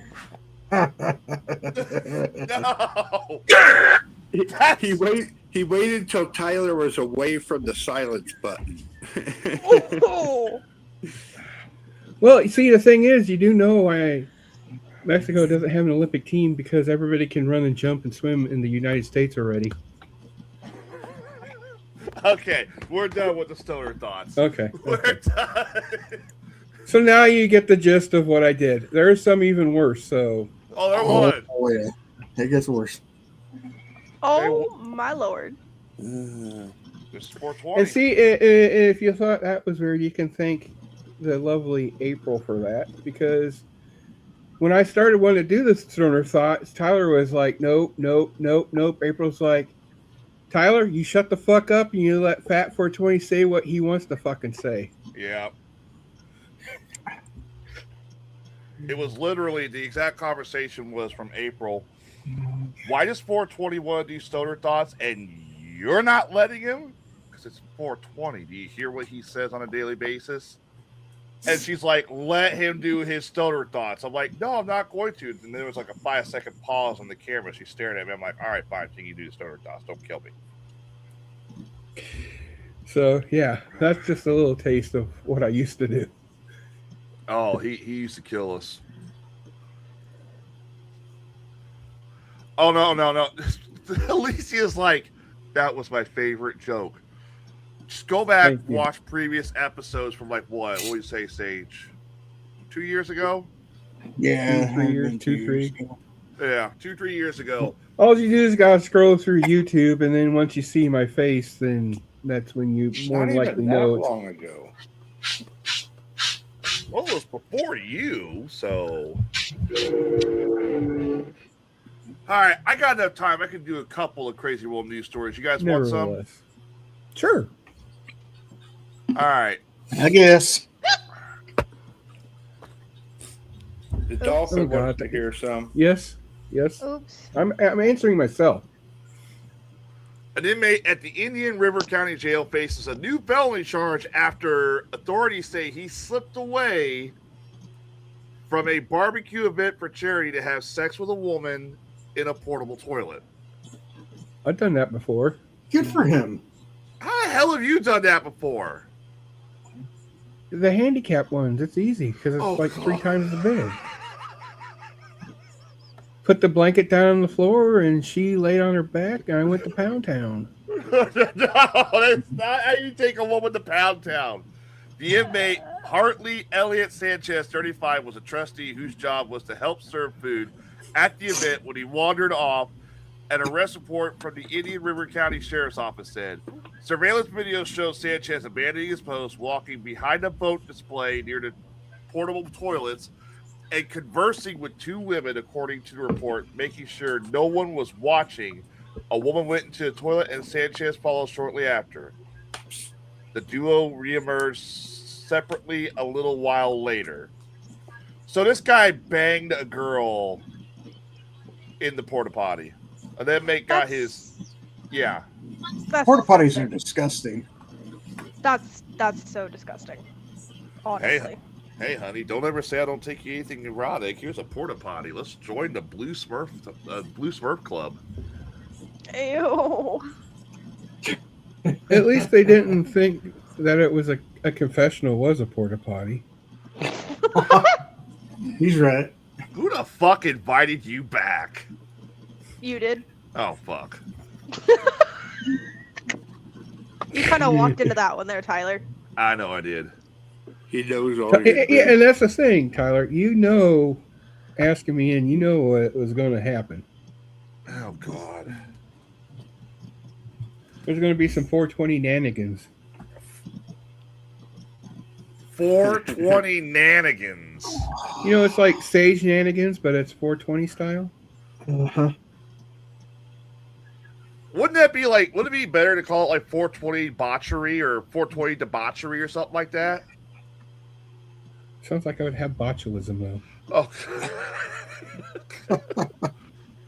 Speaking of that, an Iowa woman was arrested Tuesday after a sheriff's office said she laced a pan of lasagna with drugs and gave it to a pregnant woman to intentionally cause a miscarriage without the victim's knowledge. What kind of lasagna was it? I don't know. It's probably one that they invented the telephone for to order. I don't know. Oh, okay. According to a Winneshiek County Sheriff's Office, 36-year-old Amber Dina Snow, in connection with a family-sized pan of lasagna that was found to have been laced with a controlled substance. The substances involved were apparently oxycodone. The sheriff's office said following a lengthy investigation with the assistance of the Iowa Division of the Criminal Investigation and Decorah Police Department, they learned Snow and another individual had intentionally put the oxycodone in the lasagna pan before giving it to the family in late December. The reason for the attempted poisoning of the pregnant woman and the baby is quite simple. Apparently, Snow believed the pregnant woman had cheated on her then boyfriend. That was not the case because she was a surrogate. Some oxyzonius does sound good. Oxyzania? Oxyzania. That is really fucked up. No, it does sound good. No, it's not sound good. No. Sounds like this a is bad a guy. day. This is a guy that gets overly high on a 10 milligram gummy. Talking guys. Right. Hey, I got high on a fucking 300 milligram gummy. I fell asleep on the fucking toilet with a taco in my hand. That sounds like a personal problem. Why were you on a toilet with a taco? That's so weird. I don't know. I was fucking stoned. Sounds like a personal problem that you can't handle your fucking weed. Tyler, Yeah, because he took a teeny. He took never a teeny, have I sat on the toilet with a taco. Right. He even took a teeny tiny puff off of April's blunt one time, and he was out within 5 minutes. That doesn't surprise me. Oh no! If you're talking about that one fire sale we did, or whatever the hell. He was smoking on that thing quite a bit, and she didn't tell him how potent it was. And that's the fire sale that I beat the shit out of him. All I know is he took a little hit, and then he was like in the chair like this. It was more than a little hit. Welcome to the best damn podcast. Oh yeah, it was more than a little hit. He had quite a bit. Sad part is he is not wrong at all. Yeah, you Biden the shit out of that. Remember the time that I had you to eat about 6 gummies in one night? Yeah, and I fell asleep in the fucking middle of the floor. All right, your final Crazy World news story. Sorry. No, I didn't mean to it's hijack. Good. Nah, you're good. You're good. We deal with it all the time, right, Bubba? I don't know if she's gone. I know you're hiding from Lizzie, but goddamn. Funny story. Not going to sell it now. I'm going to need this story. Oh, we're not buying stores anyway, so right. You can tell it whenever she wants, but we're not buying. Finally, do you mind? Fine, sorry, I'll fucking mute myself. No, she doesn't really mind at all. The one time I was trying to get to a story, and now I want her to turn her microphone back on so I can hit the dolphin. All right, finally, an Ontario man is in custody after police reports in Las Vegas. After police officers in Las Vegas reported a unusual disturbance in his hotel. Oh my! The Las Vegas Metropolitan Police reported an incident happened on March 30th, shortly after 5 a.m., in which many hotel residents claimed that an individual, a guest from Ontario, was making loud, weird, unusual noises. When police searched his hotel room, guess what they found in the hotel room? I'll give you a hint. It's a bird. A macaw. Not a macaw. A falcon? Not a falcon. A cockatoo. Not a cockatoo. Eagle. Not an eagle. An owl? No. A goose? Parrot? Think in Florida. Think lower south. Flamingo. A goose. They found 15 flamingos this man had rounded up and captured that he was holding in his hotel room. What the fuck? I didn't know flamingos were even native to Las Vegas. They're not. So where the fuck did he get the flamingos? Let me read the rest. Imported them from Florida. Court documents list Fairbanks residents in Southern Ontario. However, no such town exists. There is a Sunderland, Ontario, in the Durham region. Let's see. Oh my God! There's literally pictures of him taking each flamingo into his hotel room one by one, in the middle of the night, in the early morning.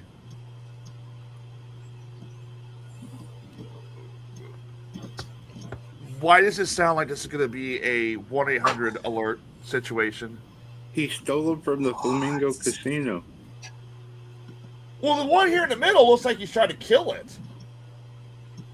Looks like he's trying to bang it in that third one. Does the Flamingo Casino actually have flamingos? I don't know. I love how y'all are ignoring the fact that he's fucking shirtless doing this. Why doesn't he have a shirt on? You're concerned. Oh, I just realized that now. I see that. You're concerned about him being shirtless? What about the fact that he's choking the southern chicken down there, for God's sake? No. You ignored that. He's shirtless because he's obviously, getting sexually aroused by this shit. Because why else wouldn't he have his fucking shirt on?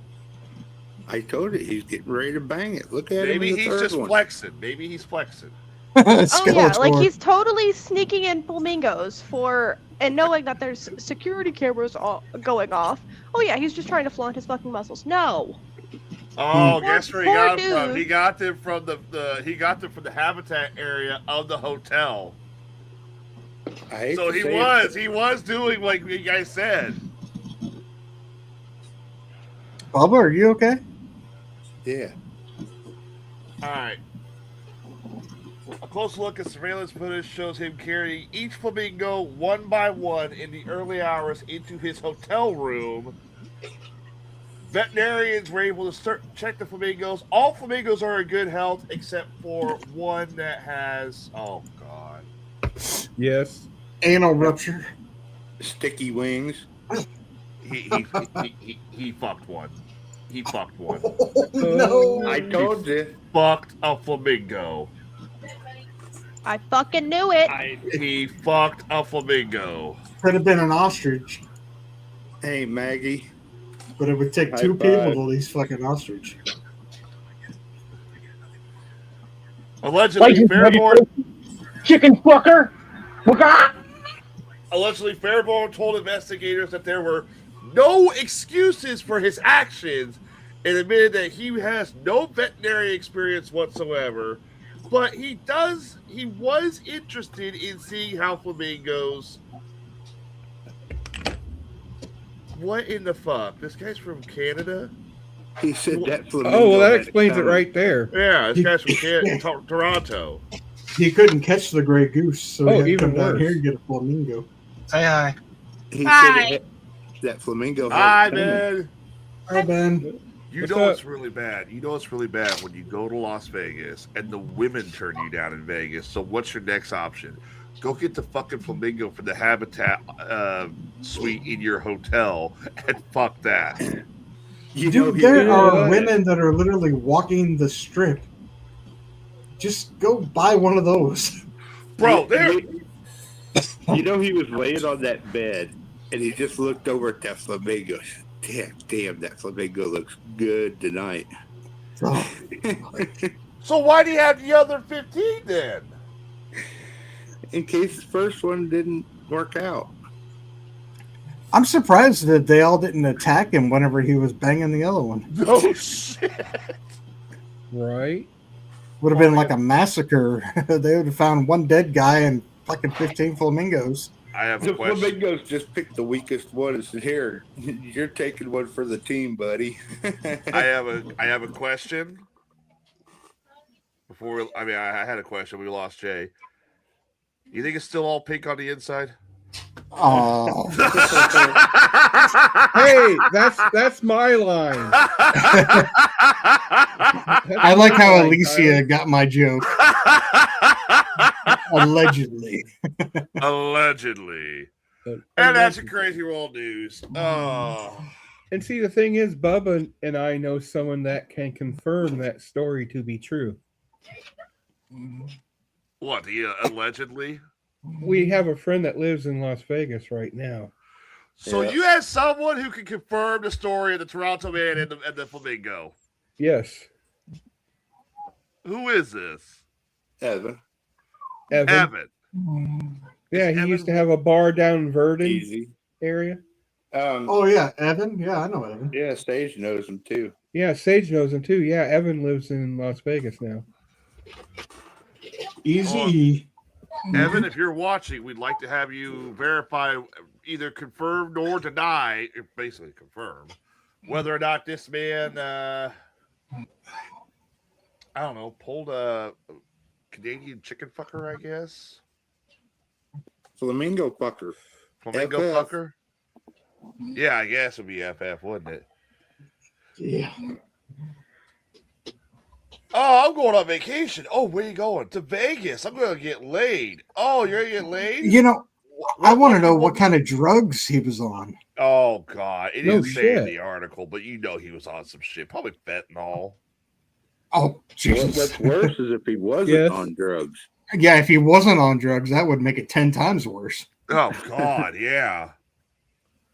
He'd be like Tyler, where he fucks chickens, fucks goats, he fuck anything.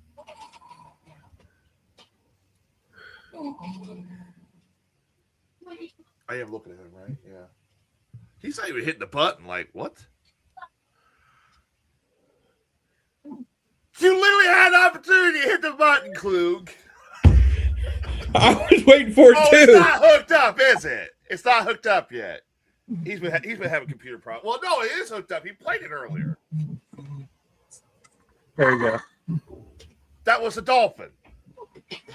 Which button were you wanting? I'm fucking pigs. I'm fucking chickens. I'm fucking cows. Oh, that one. The old one. I thought you didn't want me playing those ones anymore.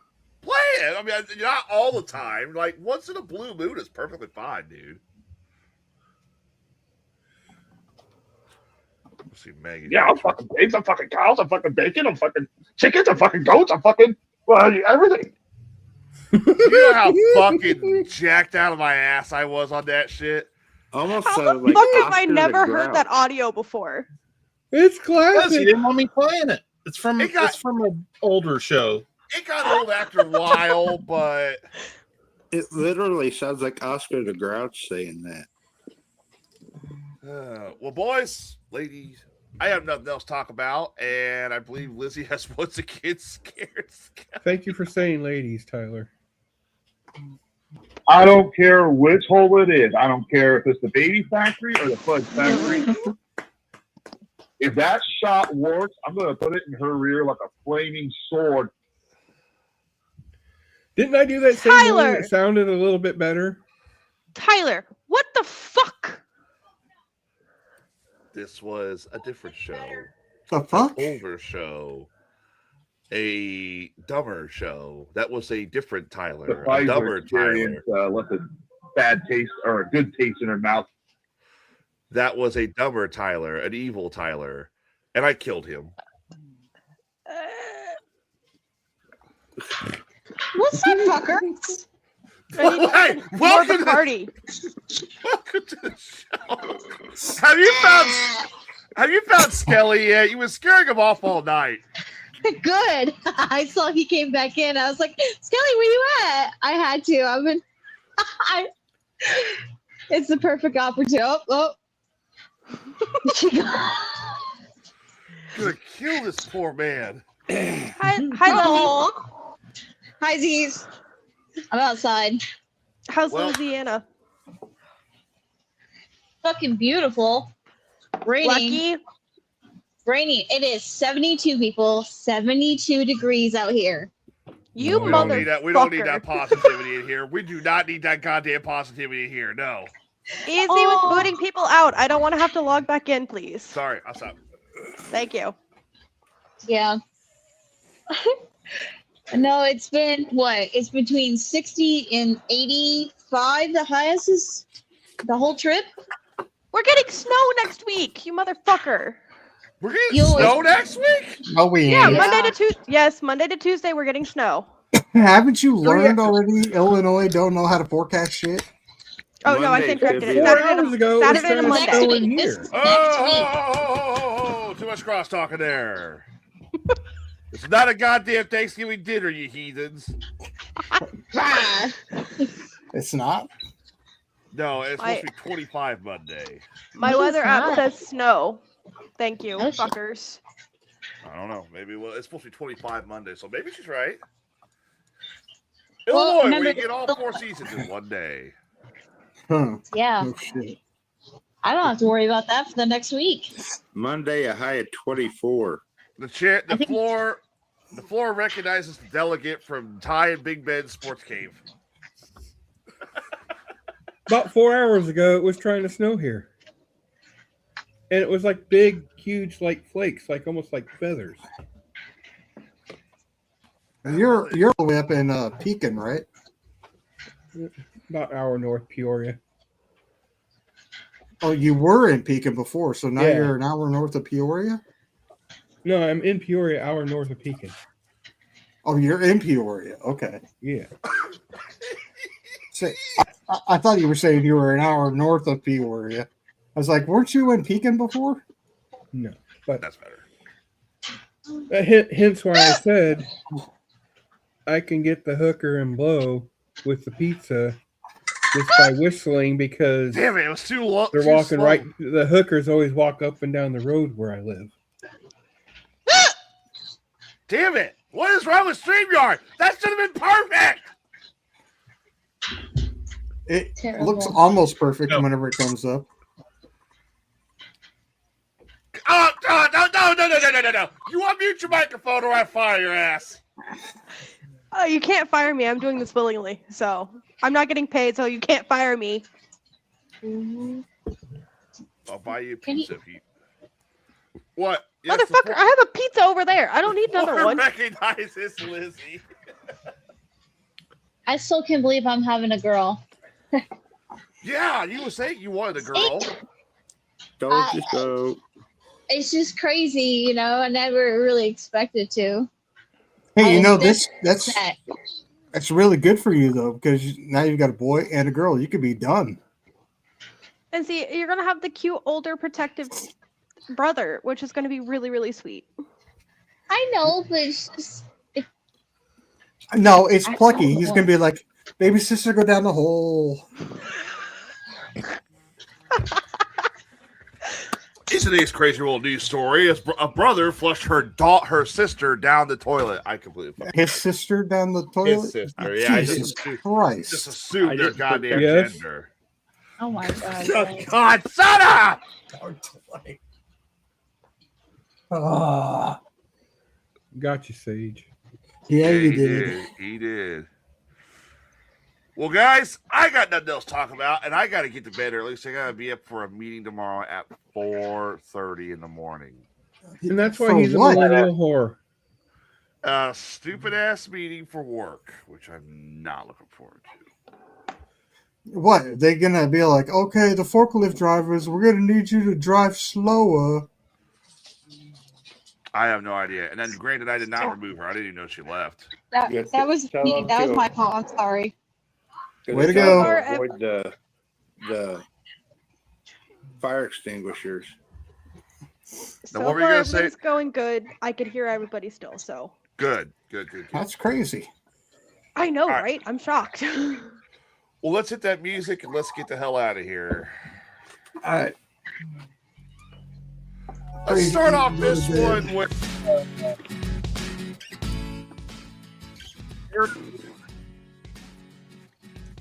Lizzie, Yes, is Aaron in there with you?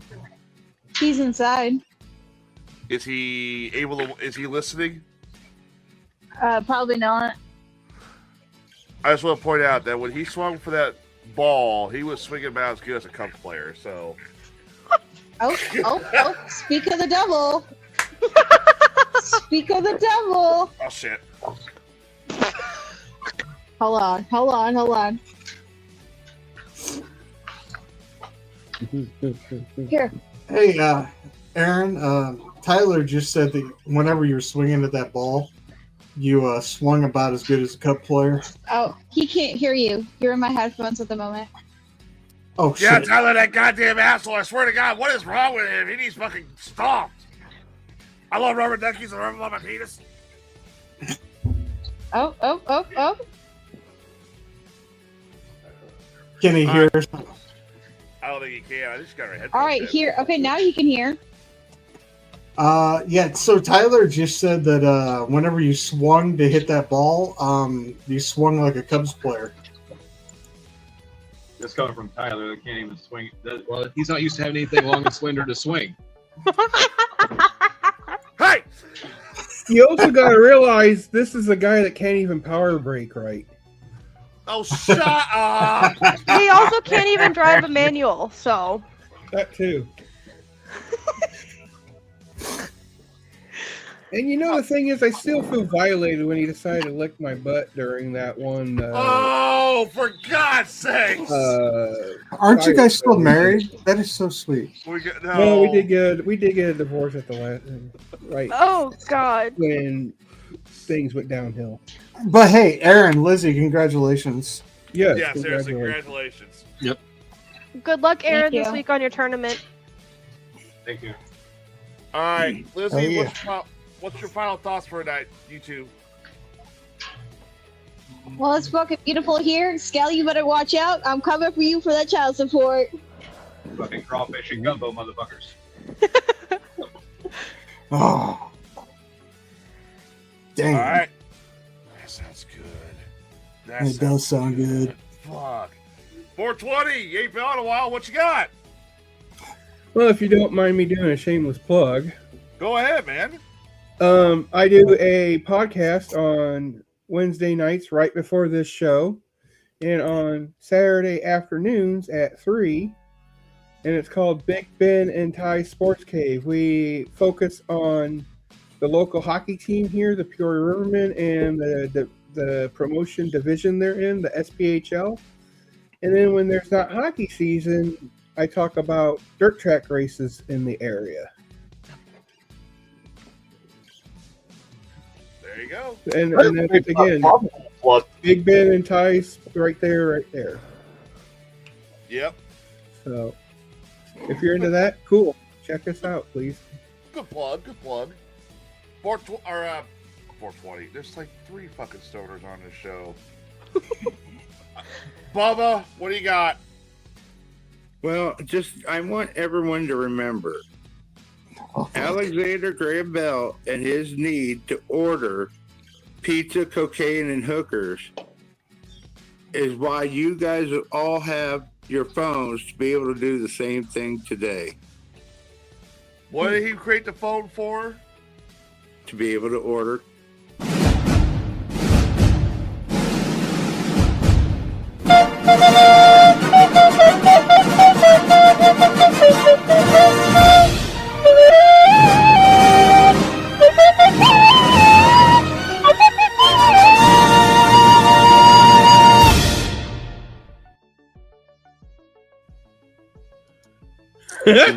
He knows I'm right.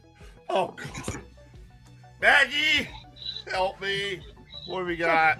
No one can help you. For? What's your final thought, Maggie? I don't know. This has been one whirlwind of an evening, honestly. Boy, you're going to have something to tell your therapist, aren't you? Don't get me started on that shit. I'm not bashing it. The question is, are we undoing what her therapist is doing for her? Surprisingly, no, because we're working on something completely separate to this. I guess going off of that, don't be afraid to go to therapy if you need it, or if you feel like you want it. There's a lot of stigma about getting mental health resources and stuff. I can personally testify. I've been going to therapy on and off for about 15 years now. It's good. It's a good resource to go to. But other than that, I don't know what the fuck is wrong with the world. I don't know what the fuck is wrong with people. People make my fucking head hurt and make me contemplate my fucking existence 9 times out of 10 because the phone was not invented to call hookers. Oh, thank you. You bitch, why would you say it? Tyler? That's not what I said. That's rude. I've got a lot of hookers in my phone. Did you just say that about Susan? No, I did not. All right. Flugie. It's all yours. Well, it's time that we brought back some of Tyler's classic audio clips. So. Oh no. You're lucky I'm not on the right page for that.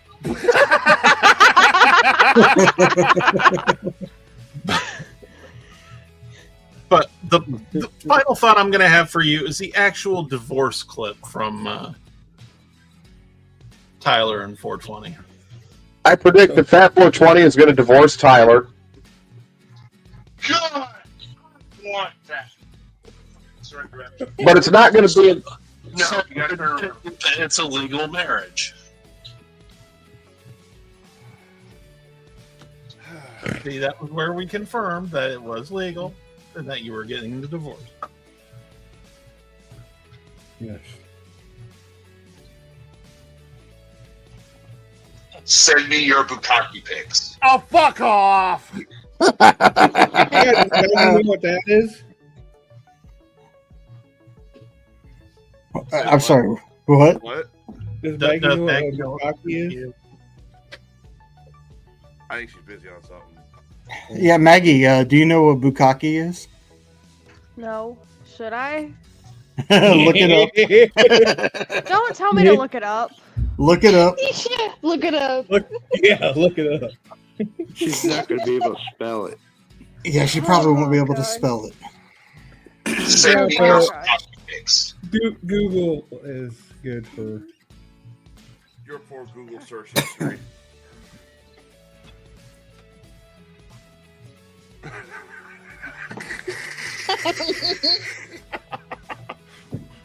The Cocky more, pictures make me rock hard. the more you know.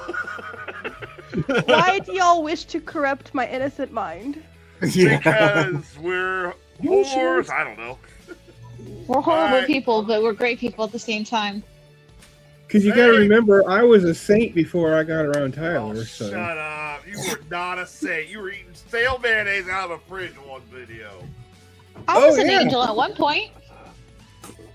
Sage, take it away. Sorry, Lizzie. I'm going to put it in his rear like a knife through hot butter. I forgot that one fucking existed. And she didn't even hear it. Oh, Jesus. Okay, you said it's my turn? Yeah. Yes. Oh, fuck. This has been one of those shows for the ages that are just stayed kind of on the rails, but almost tipped off the rails. What rails? Several times. But you're welcome. Oh, you motherfucker. That was my thing in the beginning, you son of a bitch. Oh. A lot of fun. It was good to have 420 in here tonight. Yeah, fun. Thank you guys for letting me come in. Hey, anytime. Maggie learned a lot tonight. That was pretty interesting. I Probably wish that things. I did not. I was about to say, yeah, probably things that she did not want to know. But hey, what can I say except you're welcome? Normally I would sing it, but fucking 420 already did that. I forgot. Anyways, once again, congrats to Lizzie and Aaron. Yeah. Baby girl, now you can stop or just keep doing whatever you're going to do. Oh, I'm stopping. Trust me. Either if it was a boy or a girl, I was going to stop either way. Oh, well, there you go. But congrats regardless. And hey, remember Friday, St. Patty's Day party right here on this show. Yeah. Drink 'em and sink 'em, motherfuckers. All right, well, before we get out of here, first and foremost, a few things. Coming up very soon, April 25th, Wrestling for a Cure is presenting the second annual St. Jude's 4-person golf team scramble. This is $125 per person, $500 a team with a $100 deposit. You must sign up in full by April 1st. The deadline is coming up. If you want to sign up, contact Steve Tobin at 217-341-9232 or Aaron Durham at 217-561-6046. It's the Wrestling for a Cure second annual St. Jude's golf scramble. April 25th, brought to you by Wrestling for a Cure and the Taylorville Lakeshore Golf Course. Also, this weekend, PWA is presenting Gold Rush, March 14th from the A Street Gym at 1401 North A Street, Springfield, Illinois. Bell times at 6 and doors open at 6, bell times at 6:30. We'll be going over the card this Friday as we're drinking. And I will be there at that show. with that said, this Friday is our annual St. Patty's Day drinking show. Can we call it an extravaganza? More like extravapuxa, because remember the last two times you guys got me to bar. That's only been you. Yeah. Because you guys are like bad influences and decisions and choices. You're welcome. Yeah. So, one year you fell asleep with a fucking trash can between your legs on the couch. Yeah. So here's how it'll work. We'll be drinking live on the show. If you guys want to join us, you want to smoke some weed, or you want to drink some alcohol, let us know. We'll bring you on. You can join us for a little bit. But we're going to be doing all types of drinking games, all that stuff. What? 420 had his hand up. Go ahead. Yeah, no, you said if you guys want to come and do the thing, I raised my hand saying me. Oh, you want to be there? Sure, why not? What the fuck? The more the merrier. Yeah. So that show starts at 7, and I'm telling you right now, I'm not. I know Sage loves his Irish whiskey. I'm sticking with rum this year because you're such a bitch. Dude, when I drink Irish whiskey and get drunk, I turn into a bitch. I don't know how you could turn into something you already are. Yeah, because you're a millennial whore. Oh, God, yes. 420. Yes, what do you need? Oh, fuck. In the meantime, on behalf of the rest of the crew, That's Jason Kluge. That's Learn What Blue Waffle is tonight. That is Sage Ramsey. That is, looks like he fell asleep waiting for his cocaine hooker. And that was perfect. I need a spider sense. And that is the host of Ty and Big Ben's Sports Show 420. We'll see you all Friday for your Friday edition of the Best Damn Podcast. Till then, here it is to get you guys ready for and in the mood, your moment of Zen. And this one will be lengthy, just so you know. Very drunk the last hour. Me? How are you? Oh, shit. Maggie? What?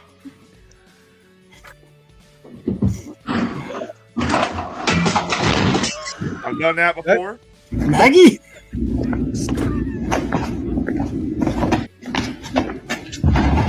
I've done that before. God.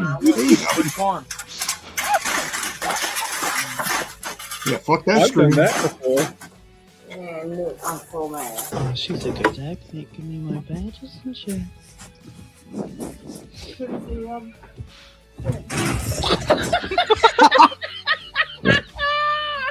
Dude, how are you the last one to show up to your own party? That is messed Oh, up. I love this guy. Your birthday party. What are you talking about? What? Surprise party? Are you drunk? Of course I am. It's a party. The third one was how I face planted the car in Sage's garage. So. Oh, historical reenactment. Okay. So, like, the first one was, like, whenever I said, oh, that's Maggie. Whenever the girl was carrying the cat and she just fell over. I did not see the first one. I'm sorry. Oh, God. And I get a replay. Yeah. I just closed the screen out, too. Let me see if I can pull it back up. Damn it. I sorry. And then there was the falling down the stairs, and I was like, Maggie again. I don't fall down the stairs. I fall up the stairs. Thank you. All right, this person started falling up. All right, Maggie, are you watching? Maggie, are you watching? Yes. Okay, here you go. Very drunk the last hour. Me? How are you?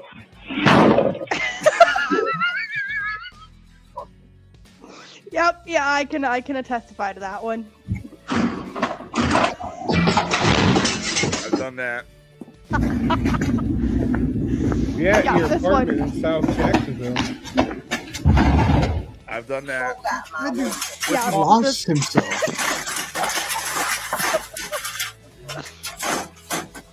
Man, look, I'm so mad. Oh, she's a good egg making me There in front of a This- tab. This is so great. she's I laying- love this she's- one. This one's good too, but the one before she was like, Dude, she's how are laying you down the on the last ground. one She's to like, show up I'm to your so own party? mad. That is messed up. What? Your birthday party. What are you talking about? What? Surprise party. Surprise party? Are you drunk? Of course I am. It's a party. that is perfect. Yeah, no. Hey, Tyler, what about that video I sent you earlier? That second one. We're or the not third playing one? the goddamn Rickrolled one again. No. Yeah, that third one is very closely accurate to where I face planted the car in Sage's garage, and gave myself a black eye from it. We thought it was because you Yeah. forgot the safe words with Sage. Safe word You thought Sage. it was, huh? Oh, she doesn't know about safe word Sage. Oh, April! I didn't know there was a safe word with you. Well, that's a safe word on the show. Safe right, word y'all. Sage. We'll see you all for St. Patty's Day. So long, everybody. Deuces. I still got pizza on my fucking dude. It's been a fucking night. It was at this moment that he knew. He fucked up. Time to make this podcast history. Got it. This is mine now. Run, Frog, run.